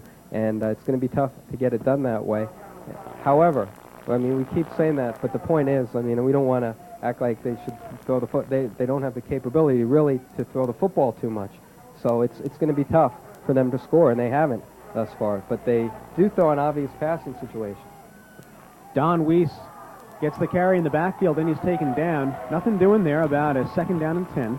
And I do believe in this situation, Yorktown with the interception on its last series deep in its own territory, now they chewed up some clock a little bit more, and I think they'll be content just to run the football with that score. That score, very important to start the second half, making it 22-0, making it 3 touchdowns, because now you can afford to play conservatively, and really no reason not to in this situation. With a 22-0 lead, your defense playing as well as it can, it's hard to imagine Massena even really challenging and even coming close to scoring 22 points. And there's Anderson with about 3 minutes to go, 3rd quarter, getting the ball up the 15-yard line. A flag on the play.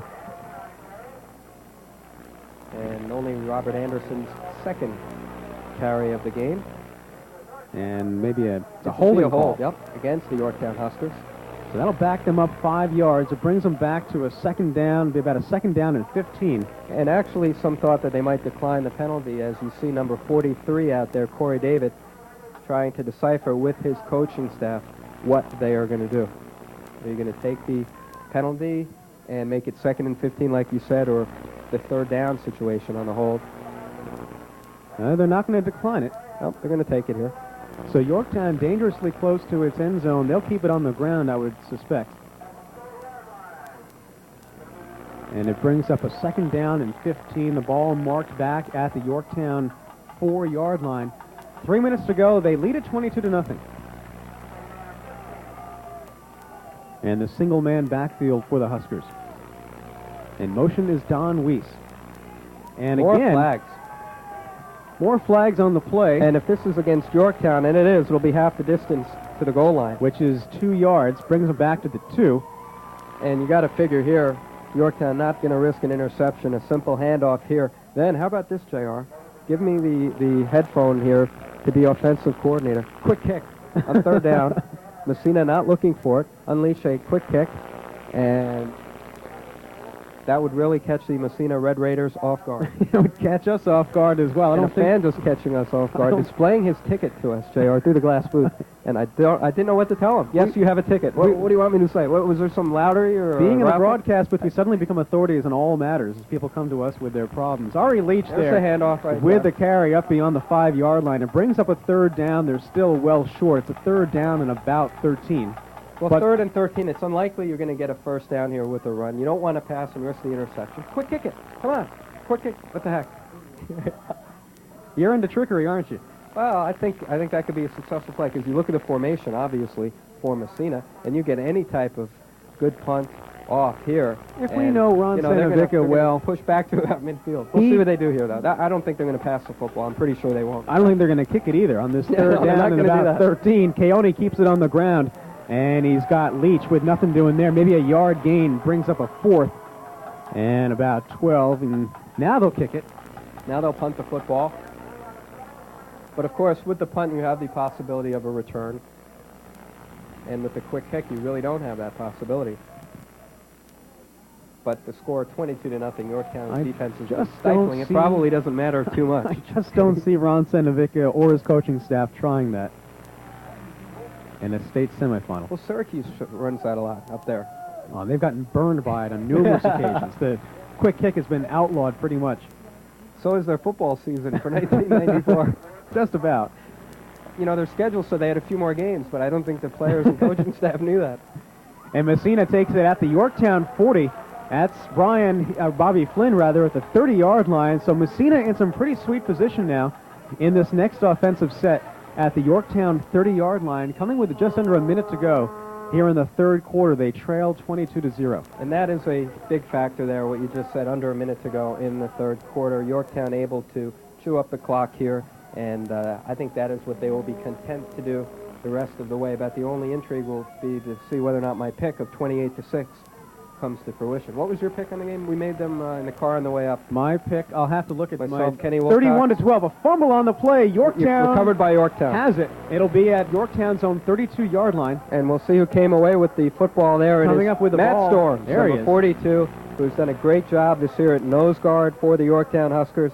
Matt Storms coming away with the fumble recovery for the Yorktown Huskers. So never mind a quick kick, and they are able to recover the football. If you we mentioned we had the fight in the stands a few moments ago. The Kingston police quick onto the scene as a few police cars bursting onto the scene here at Deep Stadium. You wonder why they weren't here before the game, but That's all another. right. That's another They show. they have arrived. First down for the Huskers, and it's Rahima Leach up to the That's 40-yard Robert line. Anderson right Anderson there. up to the 45. A flag on the play, down to the 48. And if it's against Massena, it's a first down. I think it might be a hold against Yorktown, and that is unfortunate. That is what It it is. is. Because it wipes out a nice run by Robert Anderson, a 16-yard run for Robbie A. right there. Yeah, That was a nice run. You asked about our predicted scores coming into the game. I predicted a 31-12. You were 28-6, as you said in the patent trader this week. Kenny Wilcox, our sideline reporter, 41-0. He's on track to having an exact score. He, of course, has hit it once throughout the season. Will Tomlinson, our man here in the booth, 34-7. And Chris Wilcox, our sideline co-producer, picks a 29-6 Well, it's win. funny because, you know, he heard my pick 28-6, and he heard Kenny and his brothers pick 41-0, and he picks 29-6. It's apparent who he listens to right there. That's a bright young man. I'll tell you that. He's headed in the right direction. Bright, You may but not think that about Chris, but slowly dimming. It's a first down. Comes back as a first down for the Huskers after that holding penalty. You and Chris with a love-hate relationship, apparently. Chris kept the tackle statistics at halftime, you know. Had Jeff Lynch with 9 tackles.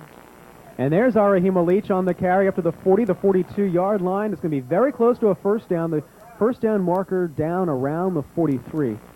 And he was able to extend the ball down around the 43. No word yet from the official. Another Massena player is down around the 36-yard line in obvious pain.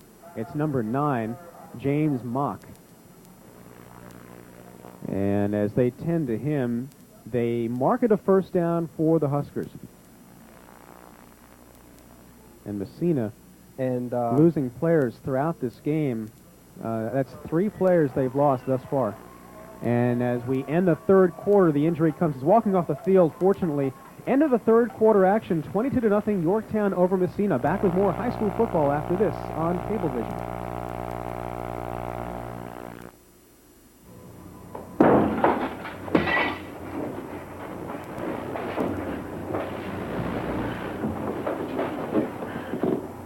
Honey, it's Mom. Please let me in. I'm worried.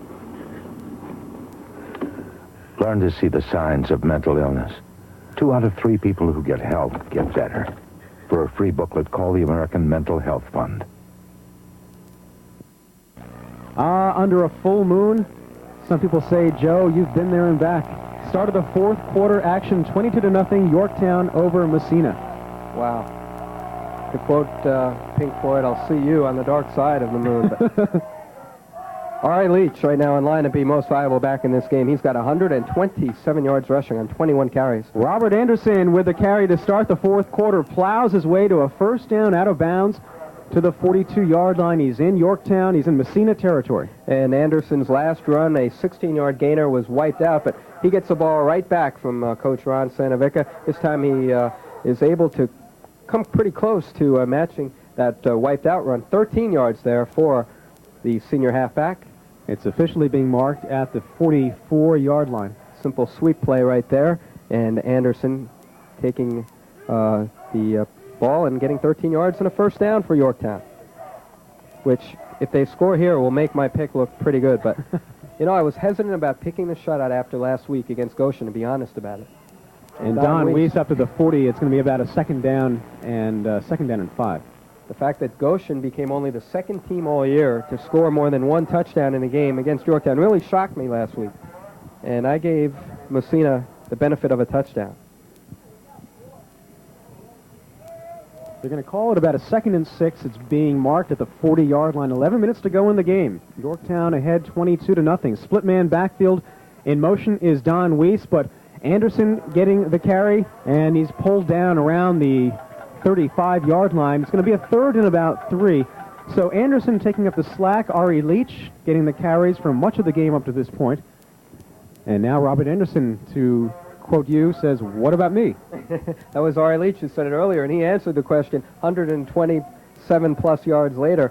Ari Leach answering the question for the Huskers, who are in real good position right here. Expect him to get the ball in this 3rd and short situation. It's a 3rd and 2. Keone with the handoff. It's a first down for Yorktown, and there's Arahima Leach with the carry up to the 20. They're going to call it the 26-yard line. Timeout on the field.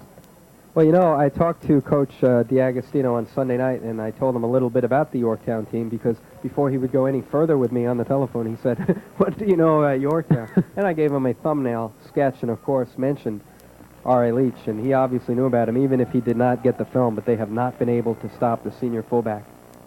From the 28-yard line, Anderson to the 25, Anderson to the 22-yard line for a 2nd down and 4. Keeping it on the ground. Clock continues the run. They're chipping away at this clock with 9:50 to go in the game. And that's their main concern right now, is just to run the clock. And if they score here, and it's looking like they have a good shot to do that, then that's just a bonus. But just chipping away the clock here are the Yorktown Huskers for the opportunity to play here in the state finals next week. They are 9 minutes and 29 seconds away from doing just that. On the ground once again, there's Leach to the 13-yard line, good for a first down. Arahima Leach and Robert Anderson getting it done. They're leaving Matt Keone to engineer the offense from back at the line of scrimmage. And a 10-yard pickup right there, and the first down for the Huskers.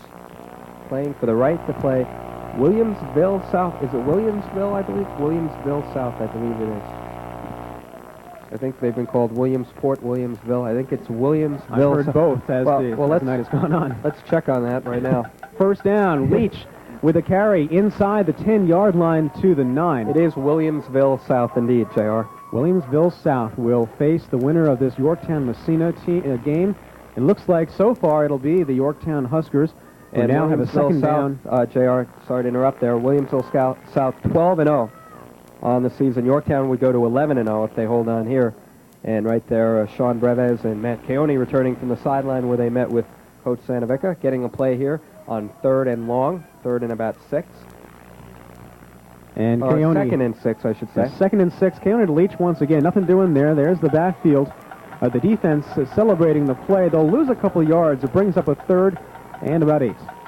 3rd and 8 here, and with 8:14 and counting to go in the game, and a 22-0 lead, not a given here that Yorktown will be throwing the football.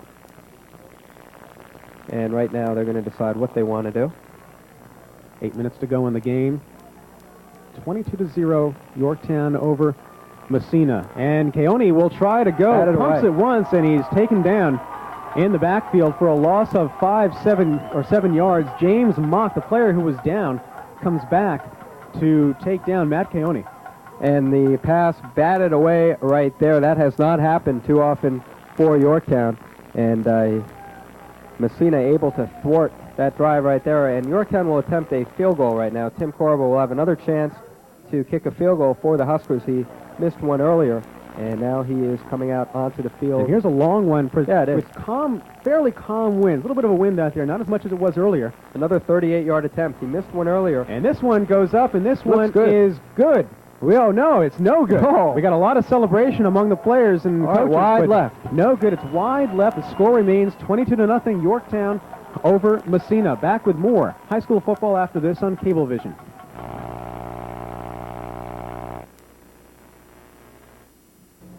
So how's your cousin's new car? Oh, yeah, my cousin's new car. Yeah. He picked it up last week. All right. Big celebration. Yeah? I felt like a jerk telling him he should take a taxi home because he had one too many. But you did. No, I didn't. What happened? Totaled. What? Yeah, and him with it. Oh, no. Oh, yeah. Take the keys, call a cab, take a stand. Friends don't let friends drive drunk. Yorktown leading at 22-0, 7:14 to go in the game. A valiant effort by Tim Corba with that 40-odd yard attempt at a field goal. And now on the first down, Massena with the ball. There's Austin Rush getting nothing done on the ground. That's pretty much what this Massena team has done. Their only success, if anything, has come in the air. If you can say that they had a couple of complete passes, they had an interception, but then they go straight down to the ground to run it. And there's been nothing. Had one completed pass in the game, but that was an 18-yarder for a first down. Actually, they have had two completed passes. You're right, as usual, JR, statistician Will Tomlinson correcting things. Second down and 7. And Rochefort attempts the option, gets it off, and nothing doing there back on the sideline. It'll be about a third down and 8. If this Section 10, if they have not known much about Section 1, and it looks like they don't coming into this game, they know it now, is that you've got versatility as the number one component of any Section 1 team, and its speed. So you would think that this team, in going back in playing other Section 1 teams, will try to retool itself, will try to get getting an air game going, expecting to come back in the playoffs next year. I hope they're videotaping this game because they had some problems getting a hold of tapes this time around. And there's the option pitch out, number 33. It's Bobby Flynn, and he's down. It'll be short of the first down around the 35-yard line. And you mentioned Massena, the Section 10 champions. Williamsville South, the champions of Section 6. And with a 12-0 record with the win over Corcoran. Corcoran entered that game at 10-0. Corcoran, the Section 3 champions, and Williamsville South defeating them. Yorktown will enter the state championship game. Still 5:30 to go here. Not official that they have won, but certainly victory at hand here. Yorktown will enter the state championship game with a 20-game winning streak. And we'll get the kick. They're going to punt this one away from back around the 10. Don Weiss. And the kick just comes off a short spiral. Weiss will try to get it down around the 40. Gets it at the 35. And now he's at the 35-yard line. Looks for some air and is stacked up by a trio of Red Raiders. And that's where Yorktown will have it at its own 34-yard line. 5 minutes to go in the game. And this is pretty much Yorktown's clock. And they can do pretty much what they want with it. And Don Weiss, quick to get up there, but I tell you what, with a 22-0 lead and 5 minutes to go, and if he's a little bit banged up, I'd take him right out of that game. Because you got a state championship to play for next week, and you're going to need Don Weiss in that state championship game. And there he goes. My gosh, Joe. How do you know this stuff? You've been next to me all season long. That's how you know it. Well, I don't know about that. From the 35-yard line. I have been next to you all season. Robert Anderson. Robert Anderson to the 45-yard line, tumbles his way to the 47-yard line. Good for a first down with 4:42 to go in the game. And Robert Anderson doing a great job here in the second half for the Yorktown Huskers, making the most of his opportunities. And that's why, when you're in this situation, you're up 22-0, and you can really get it done with other people. You don't need Don Weiss any longer. And, he's a little bit banged up, so you get him out of there and make sure he's at 100% when you will need him against Williamsville South. And there's no doubt they will. From the 47-yard line of the first down play, they'll keep it on the ground. Arahimo Leach getting about 3-4 yards out of it, brings up a second down and close to 5. And R.A. Leach really exploding in the postseason. They called Reggie Jackson Mr. October in baseball. We got to call R.A. Leach Mr. November. That's amazing. If he gets MVP today, that is 4 most valuable back honors in the last 2 years. That's really incredible. 2nd and 5 on the carry. It's Adam Lodwick up to the 40-yard line. Again, good for a first down. Yorktown breaking down this Massena defense. And looked like a small scuffle on the field. Perhaps it wasn't, but it's good for a first down nonetheless from the 39-yard line. This Massena defense is starting to become a bit porous with these 2 consecutive first downs by Yorktown. How else do you say it? Well, how else do you say it is the question, JR. That you have to ask yourself right now. But right now, Yorktown able to get the first down at the Massena 40, crossover into Red Raider territory. Split man backfield. Anderson gets the call up to the 35-yard line. It'll be good for a 2nd and 5. Clock continuing to run down, 3:15 to go. And Will Tomlinson informing us that the word porous was on his SAT exam, JR. So you're no help for him now, JR. Why didn't you say this about a month ago? I understand Will blew the question, too. I'm a man of SAT caliber, I'll have you know. A very loquacious man. Look that up in your Funkin' Wagnalls. 2nd down and 5 from the 35-yard line. The carry, I thought you said liquidacious. The carry on the ground. Looks like it's going to be number 4, Evan Page. Yeah, that's a new name. Senior halfback. Doesn't get the carry very often, but he gets a spotlight here in the semifinal with 2:40 to go. That's right after clip-on. And Tom Ciangela. Tom Ciangela obviously being affected by the cold weather and alluding to an alleged clip-on tie. Is that true that that is an Armani tie? It's a Giorgio Armani tie. Well, what do I have here? I don't know. You have a Kmart special, I believe. Stanley Blacker. That's a good label. That's a very good label. Stanley Blacker. 3rd down and 2 for the Not a Huskers. good tie, but a good label. From the 32-yard line. On the ground, it's the amazing Pete Cariello. There he surfaces for a first down to the 15-yard line. Pete Cariello, one of your utility men in offense and defense, and occasionally comes away with a burst of speed. Well, it's been a quiet game for the amazing Cariello. Most of his exploits come from the defensive backfield. The fact that Massena really hasn't thrown the football too much has explained that. But don't forget, next year, Pete Cariello might be one of the featured backs in the Yorktown running scheme. And right there, a nice pickup on the play for Cariello of 14 yards. And they get him for 2 more years, folks. This kid is a sophomore, and he runs like a senior. He's a player quick to learn. He's got some great teachers around him and the Yorktown coaches and players. On the first down play, there's Cariello once again. If it works once, give it to him once again to the 11-yard line.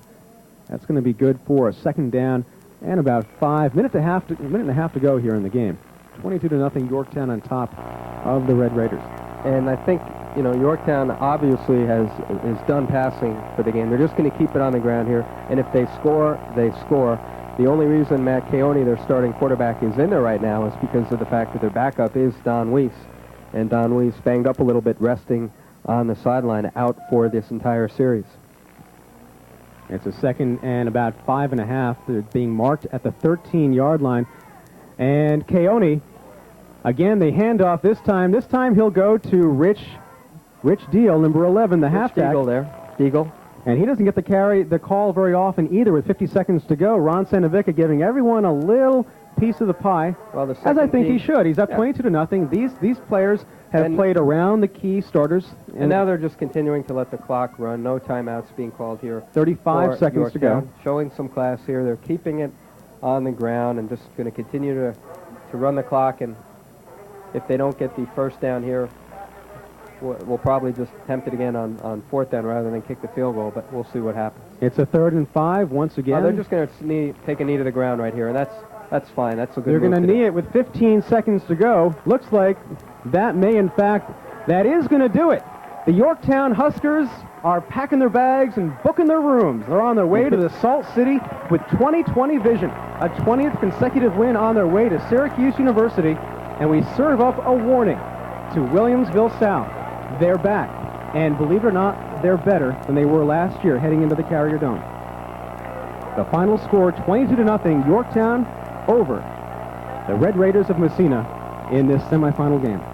And I'm speechless after that little diatribe there, JR, but yeah, you summed it up right there. They're back at the Carrier Dome. That's the main thing as far as the Yorktown Huskers are concerned. Their 20th straight win and a well-played second half, especially for Yorktown, executing very well and winning it by the final count here of 22-0. So it will be the Yorktown Huskers in the state championship game for the 2nd straight year. They will be playing Williamsville South.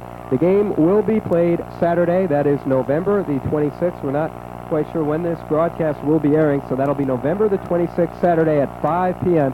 at the Carrier Dome in Syracuse. And if you're heading up there, it's going to be a 5 o'clock kick in the Carrier Dome. That's the Class We've B established time. that. And it's the Thanksgiving weekend, of course. And we're going to come back with more. We're going to go down onto the field, get some comments from players. Kenny Wilcox is down there, and we'll see you down in the field after this break right here on Cablevision.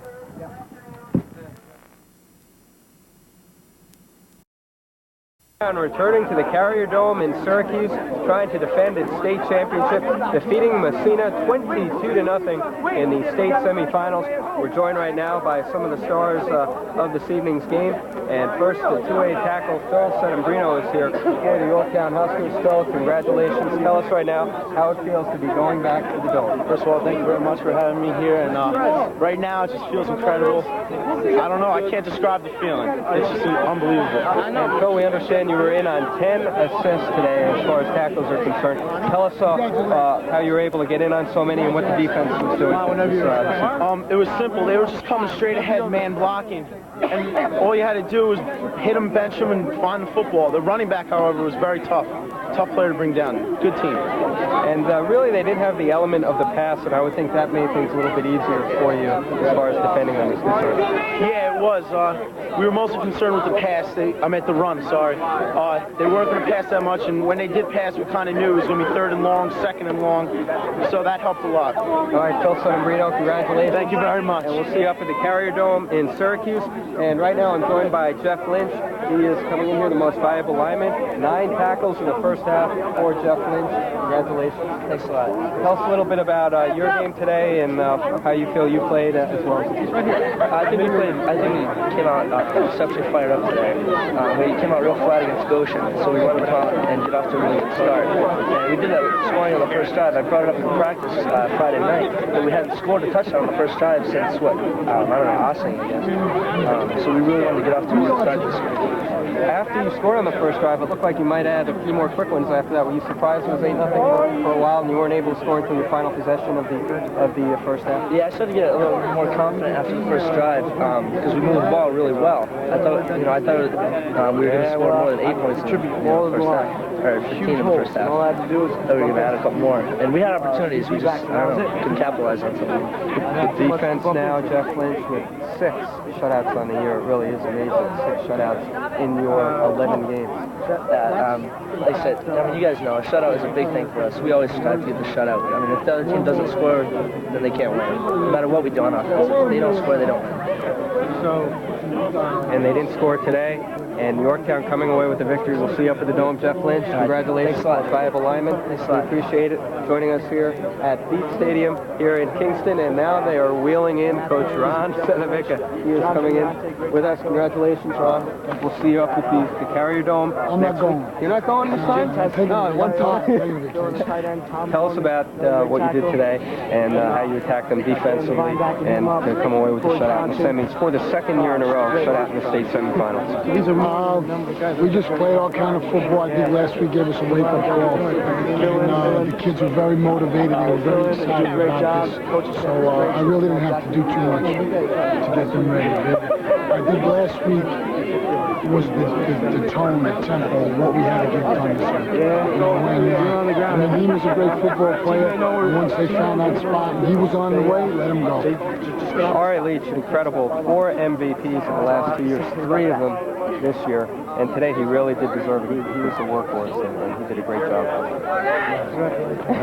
You agree with that? Yeah. You agree with that? And we'll be talking to Ari in just a moment. The whole situation with your team being prepared, watching all the films that you did, the 5 films, they were unable to see any films. How much did that play in preparation? Oh, you only had 2? Okay, I heard 2. And then we were a mirror attack. It didn't matter, and I don't care. Don't care. It don't matter. I don't care. Now you're playing a team that allowed 34 points, Williamsville South, in a win over Corcoran. What do you know about them right now? What can you tell us about them? I know your coaching staff has been all over the state checking things out. What do you know about them? This will be a tough game. They'll be just like us. Maybe bring it down to a wire, and I expect a tough game. All right, and we will be getting it at 5 o'clock on Saturday, 5 o'clock at the Carrier Dome. Ron, we'll see you up there. Good job. Congratulations. Hi, Mom. Hi, Dad.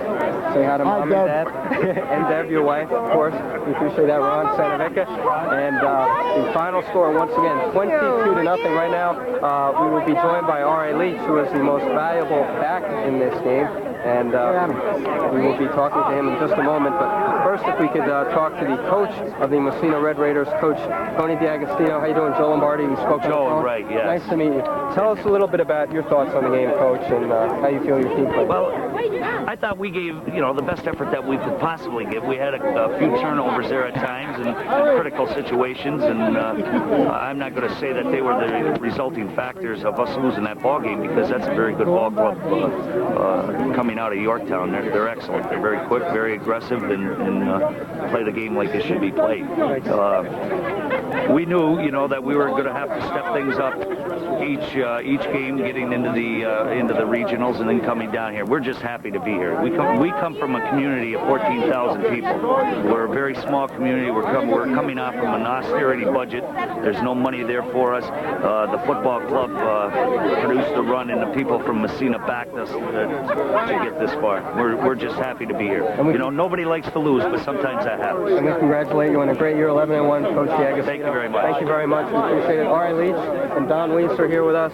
The most valuable back, R.A. Leach and Don Weiss as well. Don's over here now. I'm sorry. No, that's right. You beat me out there. What's going on right now? Tell us how you feel. You got banged up a little bit. Yeah, like you haven't been in a while. How do you feel? I got downed a little. I'm seeing a few things right now, as a matter of fact. But, I've been like that before, so I know how to handle it.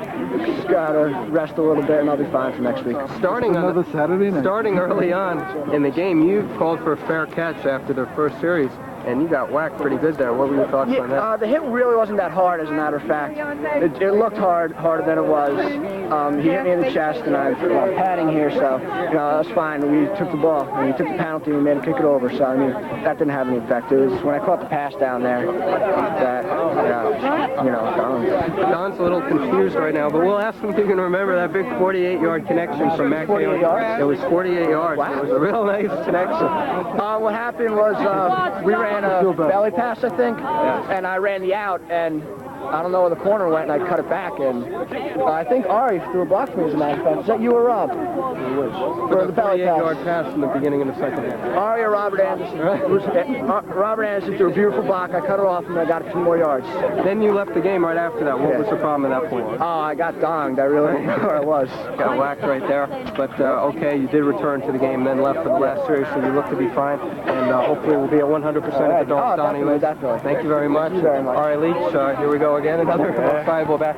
And you really earned it this evening. Spectacular job for your team. What are your thoughts right now? One step away. No, it doesn't really matter how well I did tonight. All that matters is we're going back to the Dome, and all I'm saying is no one can stop my line. Huge holes, and that's the only reason I got this flag right here, Going back to the Dome. Just so happy. The line did do a great job running the clock in the second half and chewing up the clock, and the final score being 22-0. Is this about what you thought it would be, knowing what you do about their team and your team? Basically we're just trying to hold them on the points. We just wanted to keep them down, and we wanted to get our offense going. In the first half. That's why that second score was so big for us, because we couldn't just go in the locker room, like last week. So that score was big for us. Huge hole, and all I did was run over one guy, and that was in the end zone. And that was it. We have to ask you this: where are you going to put all these trophies that you won? It's now 4 and counting, and you've got one more game to go. You have a little tool shack set aside at home, or what are you going to? No, right now it's just my bedroom wall. Wow, the one from last week hasn't even hung up yet. I don't know where to put it. But I don't know. Next week, I'll give it to someone else. I'm really not greedy. And today, well-deserved honor for you, R.A. Leach. That's 3 in a row. We congratulate you. And we'll see you up at the Dome. Thank you very much. Good job, R.A. Leach. We'll wrap things up with Robert Anderson joining us now, and the senior halfback linebacker. Congratulations, sir. Good job today. Tell us your thoughts right now about how you played and and the one game you have left on your schedule?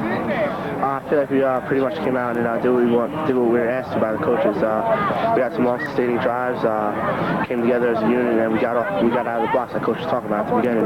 Now he wants us to get off to a good start because at the beginning of the season, ever since the beginning of the season, we haven't really been getting off to a good start, and that's what coach wanted us, and I think we made him happy by doing that.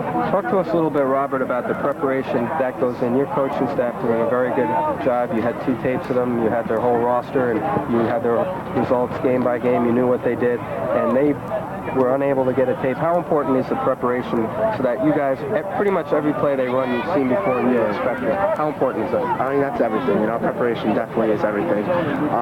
Coaches maybe even definitely work harder than us, without a doubt. I mean, they're the ones that get us ready. They break down the films all the time, and they're going to be in that. I can guarantee, if you want to find the coaches, they're going to be in that room tomorrow at 9 o'clock, bright and early. Probably going to stay there till late, breaking down film, whoever we're going to play next week, and I don't even know yet. Williamsville South is the name of the school from Section 6. They defeated, they won their game. I forget, Corcoran was the score. 35-34 was the score. What are your thoughts right now going into that game? You obviously right now don't know much about the opponent. You will before the game. Back-to-back appearances, your junior and senior year in the state championship game, the first 2 years that they've had it. What are your thoughts now if you're able to come away with another title? It would really have to be, I remember you and I standing about on the spot at the Carrier Dome talking about it when you won it last year. Now you have a shot to do it again. Yeah, it's definitely unbelievable. I mean, how many times do you get to become a champion in your life? And right now, we just got to take advantage of our opportunity, and I think we'll be fine. And we wish you the best of luck up in Syracuse. Robert Anderson, we'll see you up there. Yep. And we pretty much have talked to everyone we're going to talk to, and we'll bring in JR and Kenny here to wrap things up right now. And JR, you will be going back to Syracuse, your old stomping grounds. Tell us your thoughts right now. Well, Yorktown back where they left off last year in the win over Chittenango. Carrier Dome is an amazing facility to play in, whether it's any sport. And as Yorktown knows, they have a 1-0 record there. They're undefeated there, and Yorktown is well qualified to go on to win another state championship. And we saw them here tonight being able to really run the field, take control of the facility, and run Massena down. Massena not being able to get anything going on the ground, not attempting much in the air, and they'll be on their way to the Carrier Dome as a result. And Kenny Wilcox is here. How did Ari do final yardage-wise? Final numbers for Ari Leach, 26 carries, 152 yards on the ground. I think he had close to 100 yards in the first half. Second half, they really didn't go to him as much. They didn't really need to go to him that much. They went to him early on the belly plays a lot because they needed to, and they wanted to sustain their ground game. Other than that, Rob Anderson, 6 carries, 53 yards. He had a couple other runs, 2 runs actually, that went for 20 yards or more. Both were called back on holding penalties, so he could have had close to 100 yards as well. Defensively, they held Massena to 102 yards on the ground, which is pretty good considering they ran the ball 30 times in the game. So they were able to get some yards, but they were never able to really break through the Yorktown defense. And right now, good to see players from both teams, Sean Fauché of Corey David talking to Robert Anderson, and R.A. Leach about the state championships and the semifinals, and glad to see that type of sportsmanship. And JR, some closing thoughts as we get ready to embark on the road to the Carrier Dome. First of all, Kenny, happy Thanksgiving. Have a good Thanksgiving before the game. Also yourself before the game in Syracuse. Let's forget about the pleasantries right now. One thing I talked about to Ron Santavica after the game, he says the team needs a lot of fine-tuning. Will Tomlinson upset you did not wish him a happy Thanksgiving, first of all. I'll get to Will in a moment. And Chris Wilcox. However, Coach Santavica telling me after the game he thinks the team needs a lot of fine-tuning. And I said, in what way? He says, I need more, I want more out of this team. So in a 22-0 win over this Massena team in which Yorktown pretty much dominated all categories of the game, we'll expect to see some heavy, intense practice throughout this Thanksgiving week. And we will look forward to the game. It is 5 o'clock Saturday, November 26th at the Carrier Dome in Syracuse. Yorktown at 11-0 against Williamsville South at 12-0, 5 o'clock at the Carrier Dome. Right now, we want to wrap things up. Thank our entire crew, JR, of course, Tom Ciangela here, Gary Anthony, Gary with 2 R's at Cablevision, Will Tomlinson doing a stellar job, as always, as usual, with the statistics, Kenny Wilcox on the sideline and at halftime and throughout the course of the game. as well. And yourself. Also, it's important to thank Emily Spaulding of Cablevision of Yorktown helping us to get this game on the air. Many thanks to her, and she's been a big part of this effort to follow Yorktown throughout these playoffs. We'll see you all in the Carrier Dome in the great campus of Syracuse University. We are excited that Cablevision will also be bringing the state championship game from the Carrier Dome, and JR and I will be up for that along with Kenny Wilcox and Will Tomlinson and the whole crew, Tom Ciangela and Carl Pagano. We really sincerely look forward to that, and we'll see you folks then. And right now, once again, the final score in the state semifinals: Yorktown 22 and Massena 0. This is Joe Lombardi. Thanks for joining us, everybody. So long.